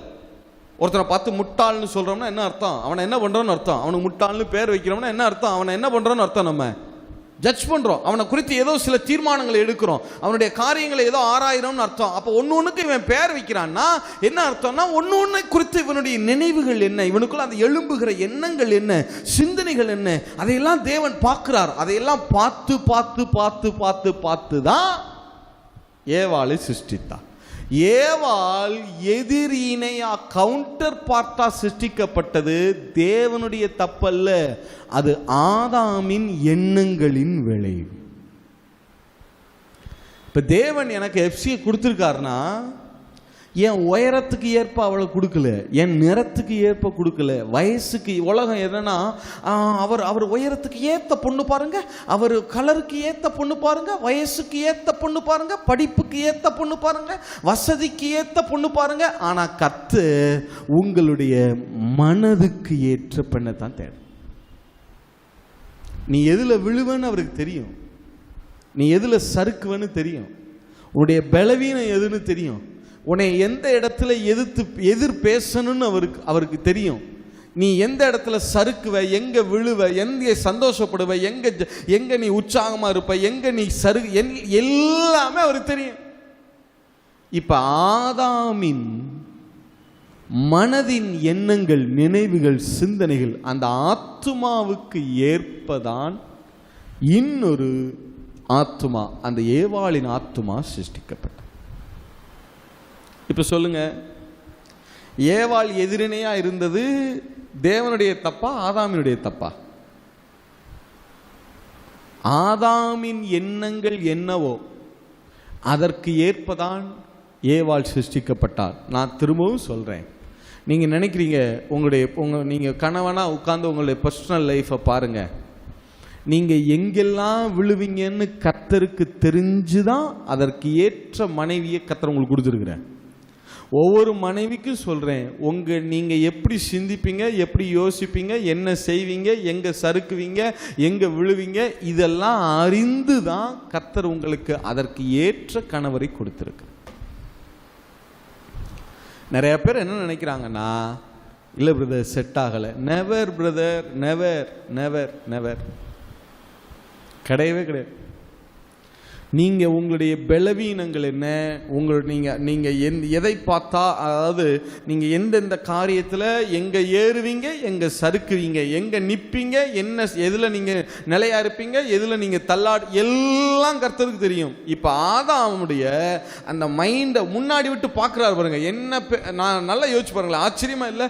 தனிமையாக இருப்பது நல்லதெல்லாம் முடிவு எடுத்துட்டார். உடனே எந்த நித்திரை வர வச்சிருக்க வேண்டியது, வர வைக்கல. முதல்ல அவனுடைய நினைவுகள் எப்படி இருக்கு, சிந்தனைகள். ஏன்னா இவனுக்கு வெறுமனே ஒரு சரீரத்தை உண்டாக்கணும்னா உடனே உண்டாக்கி கொடுத்துடலாம். அதை மண்ணில் இருந்தோ எதுல இருந்தோ வேணா எடுத்து கொடுத்துடலாம். இப்ப வெறும் சரீரம் மட்டும் கிடையாது இல்ல, ஏவாள் என்பால் வெறும் சரீரம் மட்டும் கிடையாது, அவளுக்குள்ளே ஒரு ஆத்மா உண்டாக்கப்படணும்ல. இப்ப மெயின் அந்த ஆத்மா தானே, அவளுடைய அந்த மைண்டு, அவளுடைய அந்த ஆத்மா சிருஷ்டிக்கப்படணுமே.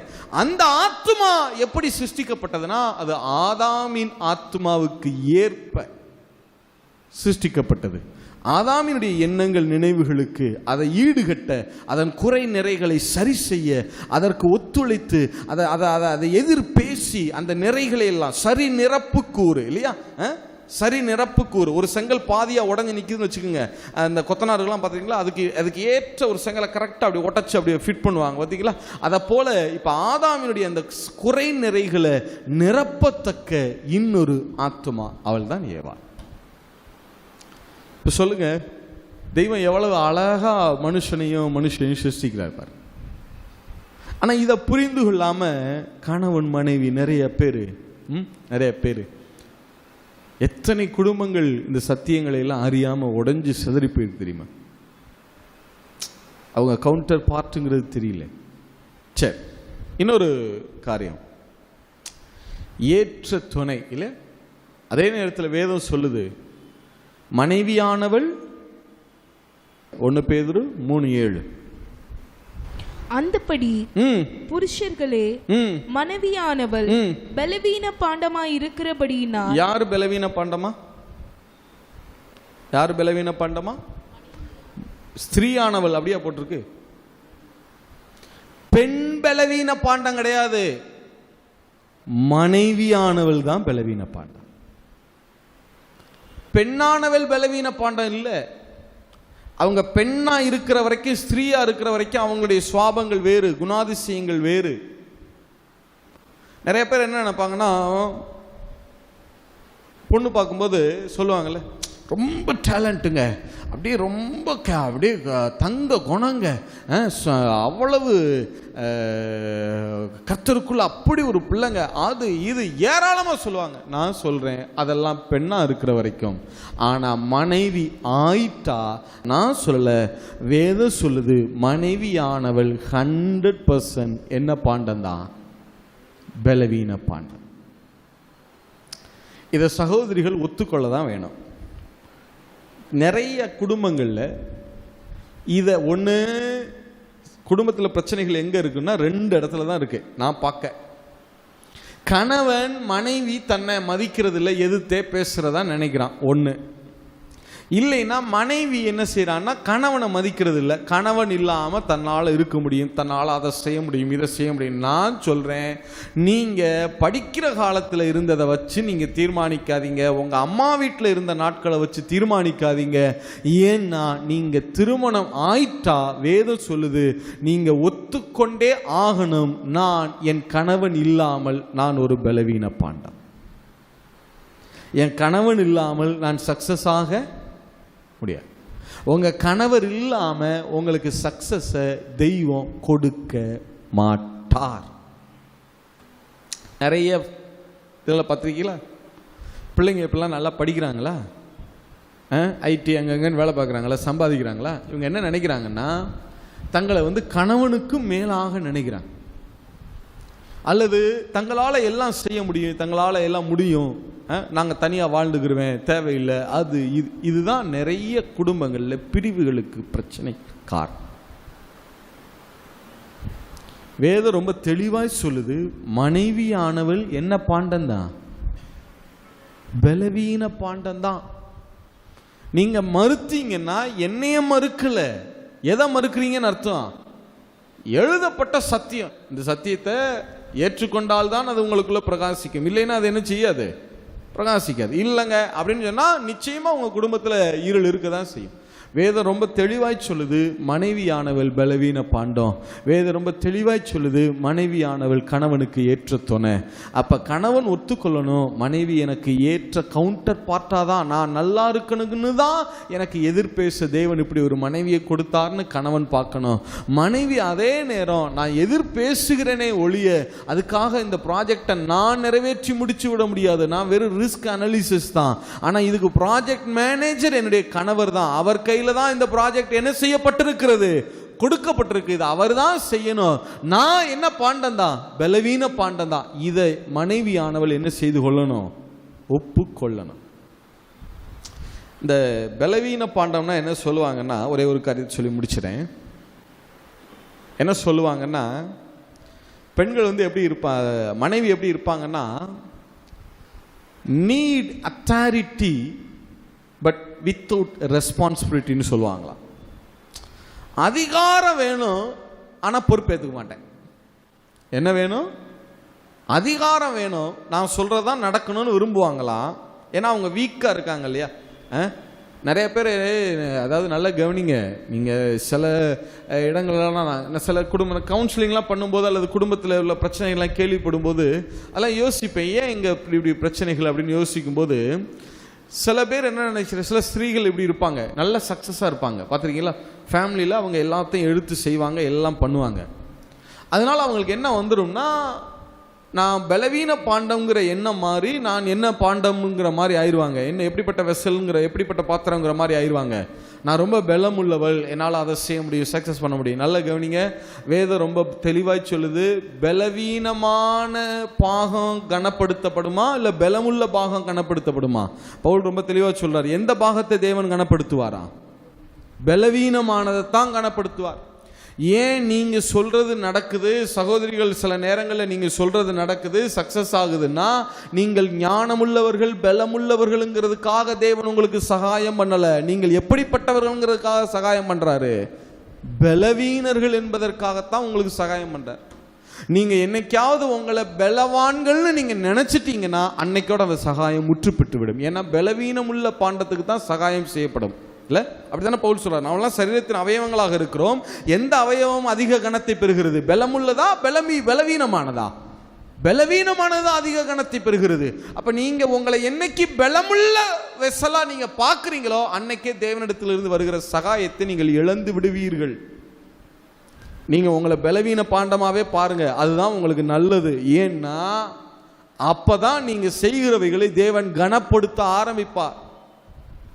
நீங்க உங்களை பலமுள்ள பாண்டமா பார்த்துட்டு கணவனை பலவீன பாண்டமா பார்த்தீங்கன்னா கர்த்தர் உங்களுக்கு செய்கிற சகாயத்தை நிறுத்திட்டு, ஏன்னா இப்ப அவரை தானே பலவீன பாண்டமா குடும்பத்தில் கருதப்படுகிறார், அடுத்து யாருக்கு சகாயம் செய்ய ஆரம்பிப்பார்? கணவனுக்கு.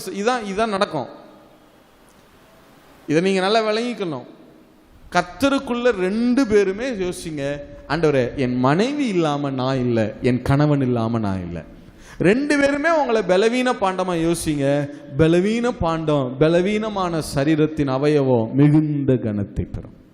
உங்க ரெண்டு பேரையுமே தேவன் சக்சஸ்ஃபுல்லாக வைப்பார். எத்தனை பேர் ஆமேன்னு சொல்ல முடியும்? எத்தனை பேர் ஆமேன்னு சொல்ல முடியும்? சரி, நல்ல கவனிங்க. அப்ப நான் ஆரம்பத்திலிருந்து சொல்றேன், கணவன் மனைவியை தேவன் ஏன் சிருஷ்டித்தார்னா விதையை போல ஒரு பிள்ளையை கொடுத்து வளர்க்கணும்னு.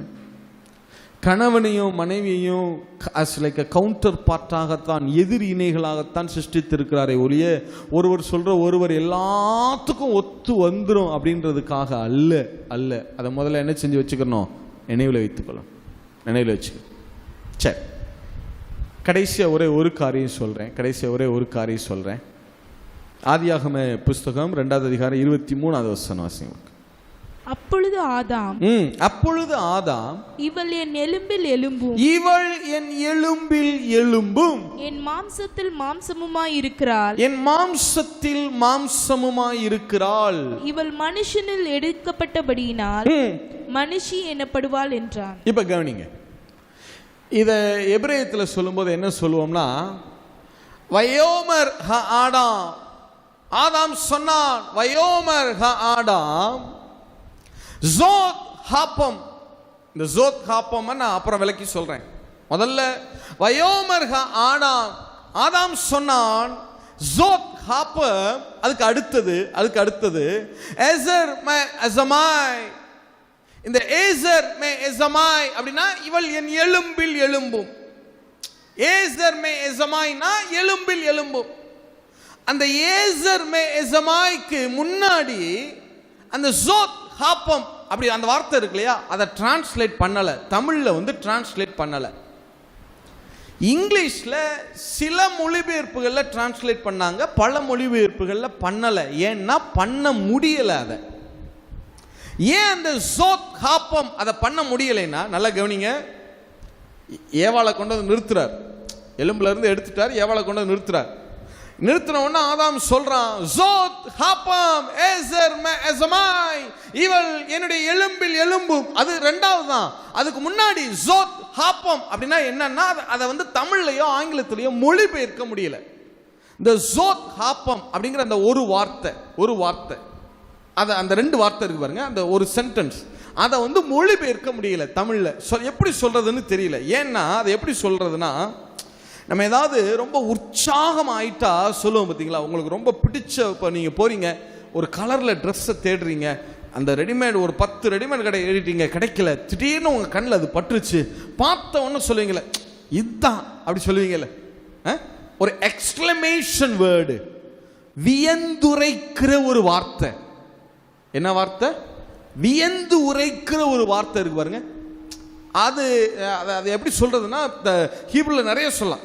இந்த ஸ்டெப் தான் ஆண்டவரே, இதைத்தான் நான் கேட்டேன், இதைத்தான் நான் எதிர்பார்த்தேன், இதுதான் கடைசியா நான் கேட்டதை நீங்க செஞ்சிட்டீங்க, இதுதான் அப்படி சொல்றேன்ல, அதுக்கு பேர் தான் ஜோத் ஹாப்பம், வியந்து உரைக்கிறது. T40 வாசிங்க பார்க்கலாம், 2:23 T40 வாசிங்க பார்க்கலாம்.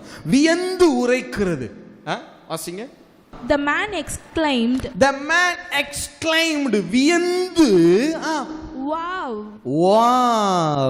ஜோத் ஹாப்பம்னா என்னன்னா wow, this is truly what I looking for. இந்த வாவை என்ன செய்ய முடியல, தமிழ்ல எப்படி வாவுன்னு போடுறது, அதனால விட்டுட்டாங்க. அதை வியந்து உரைக்கிறது இருக்குல்ல, புகழ்ந்து உரைக்கிறது இருக்குல்ல, உங்களுடைய ஒரு உற்சாகத்தை சந்தோஷத்தை வெளிப்படுத்துகிற ஒரு வார்த்தை இருக்குல்ல, அதுதான் இந்த ஜோத் ஹாப்பம். அப்படின்னா வா எக்ஸலண்ட், இதைத்தான் நான் எதிர்பார்த்தேன் அப்படி சொல்லுவோம்ல, அந்த வார்த்தை தான்.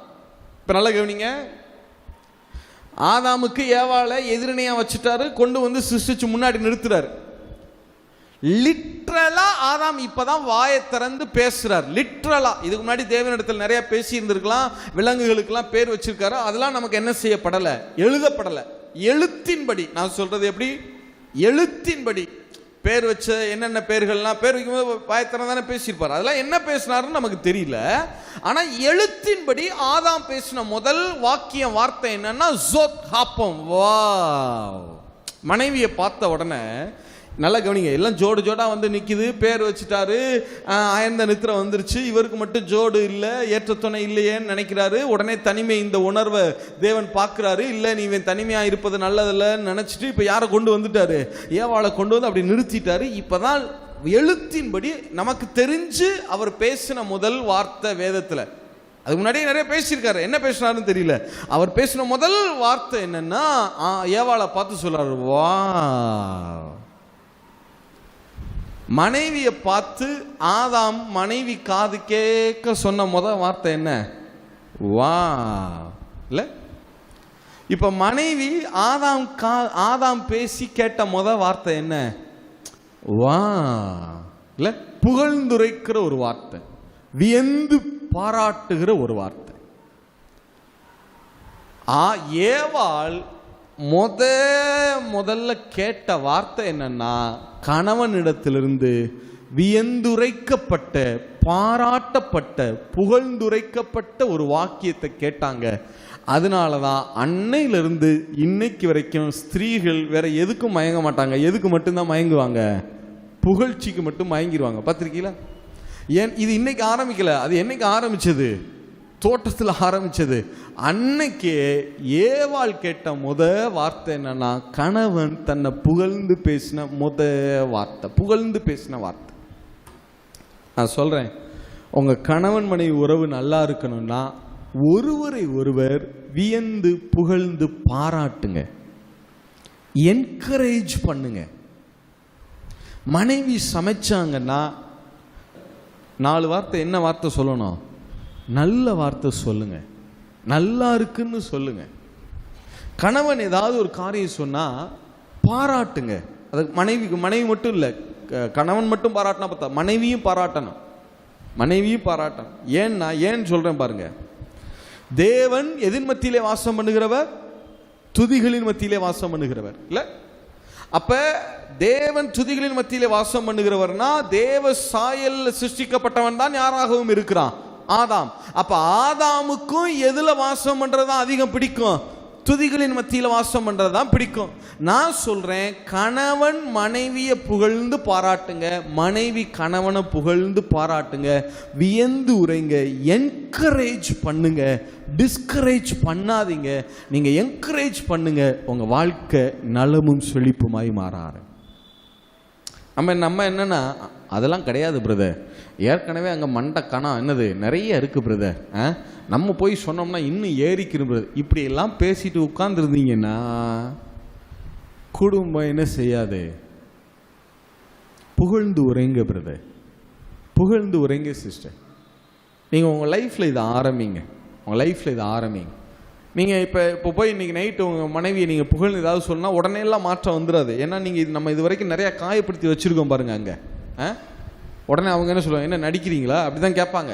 இன்றைக்கி போய் நீங்கள் உங்கள் மனைவி நல்ல சாப்பாடு நல்லா இருக்குன்னு சொல்லி பாருங்கள், உடனே எல்லாம் ஏற்றுக்க மாட்டாங்க. ஏன்னா நிறையா என்ன பண்ணி வச்சுட்டோம், முன்னாடியே உலக அறிவை வச்சு கட் பண்ணி வச்சுட்டோம் அவங்கள. அது மாதிரி மனைவி நீங்கள் போய் கணவர் ஏதாவது சொல்லுங்கள், உடனே அக்செப்ட் பண்ணிட மாட்டார், உடனே இறங்க பார்ப்பார். எதுக்கு இப்படி திடீர்னு புகழ்ந்து பேசுகிறா, சேலையில் கேட்க போகிறாளோ அப்படி தான் நினைப்பாங்க. ஏன்னா அவங்க நம்ம ஏற்கனவே அப்படி என்ன பண்ணி வச்சுருக்கீங்க, நிறையா கட் பண்ணிட்டீங்க. ஆனாலும் இதெல்லாம் நிறுத்திடாதீங்க, தொடர்ந்து மனப்பூர்வமாக அவங்க கணவரை பாராட்டுங்க, மனப்பூர்வமாக அவங்க மனைவியை பாராட்டுங்க. நிச்சயமாக சொல்கிறேன், உங்களுடைய வாழ்க்கையை கர்த்தர் செழித்து வளர பண்ணுவார். எழுந்து நிற்போமா? கண்களை மூடி. நல்ல தகப்பனே, உடைய சமூகத்தில் நாங்கள் வருகிறோம்ப்பா. இந்த வேளையில் உள்ளத்தின் ஆழத்திலிருந்து நாங்கள் கேட்குறோம். எங்களுடைய ஜபங்களை நீங்கள் இப்போ காது கொடுத்து கேட்குறீங்கிற உணர்வோடு வருகிறேன். உள்ளத்தின் ஆழத்திலிருந்து ஜெபிக்கிறோம்ப்பா. விசுவாச குடும்பங்களில் இருக்கிற பிரச்சனைகள்லாம் முடிவுக்கு வரணும் ஆண்டவரே. வேதம் சொல்லுகிற விசுவாச குடும்பங்களாய், வேதம் சொல்லுகிற சத்தியத்தை அனுபவமாக்குகிற குடும்பங்களாய் எங்களுடைய குடும்பங்கள் மாறணும் ஆண்டவரே. உங்க பிள்ளைகளுடைய குடும்பங்கள் அப்படி மாறணும். உள்ளத்தின் ஆழத்துல வாஞ்சியா நாங்க கேட்கிறோம்ப்பா, வாஞ்சியா கேட்கிறோம். உலக அறிவுல அதை எக்ஸ்பீரியன்ஸ் பண்ணி அதை அனுபவமா மாத்தி மாத்தி மாத்தி கணவன் மனைவியை ஹர்ட் பண்ணி, மனைவி கணவனை காயப்படுத்தி பிள்ளைகளை விதைகளாய் பார்த்து வளர்க்காம விட்டு விட்டு விட்டு இப்படி எல்லாம் இருக்கிற குடும்பங்கள் எல்லாம் சரி செய்யப்படணும். வேதம் குடும்பத்தை குறித்து என்ன சத்தியங்களை எங்களுக்கு சொல்லுகிறதோ அதை அறிகிற அறிவும் வெளிச்சமும் எங்களுக்கு வரணும்ப்பா. உங்க பிள்ளைகளுக்கு அப்படிப்பட்ட அறிவும் வெளிச்சமும் உண்டாவதாக. உங்க பிள்ளைகளுடைய மனக்கண்கள் பிரகாசம் அடைவதாக. குடும்பத்தை குறித்த சத்தியங்களினால, வெளிச்சங்களினால இதை கேட்கிற ஒவ்வொருத்தரும் மனக்கண்களும் பிரகாசம் அடைவதாக. கணவன் மாறணும்னு மனைவி நினைக்க கூடாது, மனைவி மாறணும்னு கணவன் நினைக்க கூடாது. நான் மாறணும்னு நினைக்கணும் ஆண்டவரே. இந்த சத்தியங்கள் உங்கள் பிள்ளைகளுடைய வாழ்க்கையில பிரகாசிக்கட்டும் ஐயா. இதை ஒவ்வொருவரும் தனக்கென்று எடுத்துக்கொண்டு அனுபவமாய் மாற்றிக்கொள்ள எங்களுக்கு உதவி செய்வீராக. நீங்க ஒரு குடும்பத்தை பார்த்து சந்தோஷப்பட்டா அந்த குடும்பம் எப்படி இருக்கணுமோ அப்படி எங்க குடும்பம் மாறணும் ஆண்டவரே. இந்த உலகத்துல நீங்க சாட்சியா சொல்லணும், என் பிள்ளையினுடைய குடும்பம் மாதிரி நீங்க இருக்கணும்னு நீங்க சொல்லணும்ப்பா. நீங்க எங்க குடும்பத்தை குறித்து சாட்சி பகருகிற நாட்கள் வரும்னு நாங்க டிக்ளேர் பண்றோம் ஆண்டவரே. எஸ் ஃபார் அப்படி சொல்லி உங்க பிள்ளைகளை நாங்க மனதார பிளஸ் பண்றோம். கணவன் மனைவி உறவுகளுக்கு விரோதமாய் செயல்படுகிற உலகத்தின் அறிவு, உலகத்தினுடைய இருளான அறிவு, அறியாமையான அறிவு இந்த நாளிலே தானே கணவன் மனைவி இதை கேட்கிற அத்தனை பேருடைய குடும்பங்களை விட்டு வெளியே போவதாக நாங்க கட்டளை பிறப்பிக்கிறோம். இந்த நேம் ஆஃப் ஜீசஸ் கிரைஸ்ட். கணவன் மனைவிக்கு விரோதமாய் செயல்படுகிற அந்தகார வல்லமையின் ஆவிகள் வெளியே புறப்பட்டு போவதாக நாங்க டிக்ளேர் பண்றோம் ஆண்டவரே. Yes father, yes. இந்த தினத்திலிருந்து இதை கேட்கிற ஒவ்வொரு செவிகளிலும் இந்த சத்தியங்கள் மீண்டும் மீண்டும் மீண்டுமாய் துணிக்க கடவுது ஆண்டவரே. மீண்டும் மீண்டுமாய் இந்த சத்தியங்கள் அவர்கள் இருதயங்களில் துணிக்க கடவுது. அவர்களுடைய சொல் ஜீவியம் மாறட்டும், செயல் ஜீவியம் மாறட்டும், அனுதின நடை ஜீவியம் மாறட்டும். அவர்களுடைய ஜீவியம் வரும் நாட்கள்ல மாறும்னு நான் இயேசுவின் நாமத்தில் டிக்ளேர் பண்றேன் ஆண்டவரே. ஆமென் ஆண்டவரே. Yes father. ஹalleluya. அப்படி சொல்லி உங்க பிள்ளைகளை நாங்க மனதார பிளஸ் பண்றோம். எங்க கரத்துல கொடுத்திருக்கிற விதைகளை நாங்க வளர்ப்போம்ப்பா. இனி ஒவ்வொரு நாளும் தண்ணீர் ஊற்றி நாங்க வளர்ப்போம் ஆண்டவரே. எங்க பேர பிள்ளைங்களை நாங்க வளர்ப்போம்ப்பா. கர்த்தருக்குள்ள நாங்க வளர்ப்போம். நாங்க அவங்களுக்காக ஜெபித்ததுனால ஆசீர்வாதம் இல்ல, நாங்க அவங்களுக்கு கற்று கொடுக்கிறதுனாலயே ஆசீர்வதிக்கப்படுவாங்க ஆண்டவரே. அப்படி சொல்லி உங்க பிள்ளைகளை நாங்க மனதார பிளஸ் பண்றோம். இந்த எல்லா எங்களுடைய ஜெபங்களுக்கும் வார்த்தைகளுக்கும் நீங்க இப்ப என் பக்கத்துல நின்று ரெண்டு கரங்களை இதை கேட்கிற ஒவ்வொரு பிள்ளைகளுடைய எல்லைகளுக்கு நேராக உயர்த்தி, அவர்கள் குடும்பங்களுக்கு நேராக உயர்த்தி, ஆண்டவரே அவர்களுடைய பிள்ளைகளுக்கு நேராக உயர்த்தி, எங்களுடைய ஜெபத்துக்கு வார்த்தைகளுக்கு நீங்க இப்ப உங்க வாயை திறந்து ஆமென்னு சொன்னதற்காக, அப்படியே ஆகட்டும் என்று சொன்னதற்காக உள்ளத்தின் ஆழத்திலிருந்து நாங்க நன்றி செலுத்துகிறோம். எல்லாவற்றையும் மீட்பர் இயேசுவின் நாமத்தில் ஜெபிக்கிறோம். ஜீவனுள்ள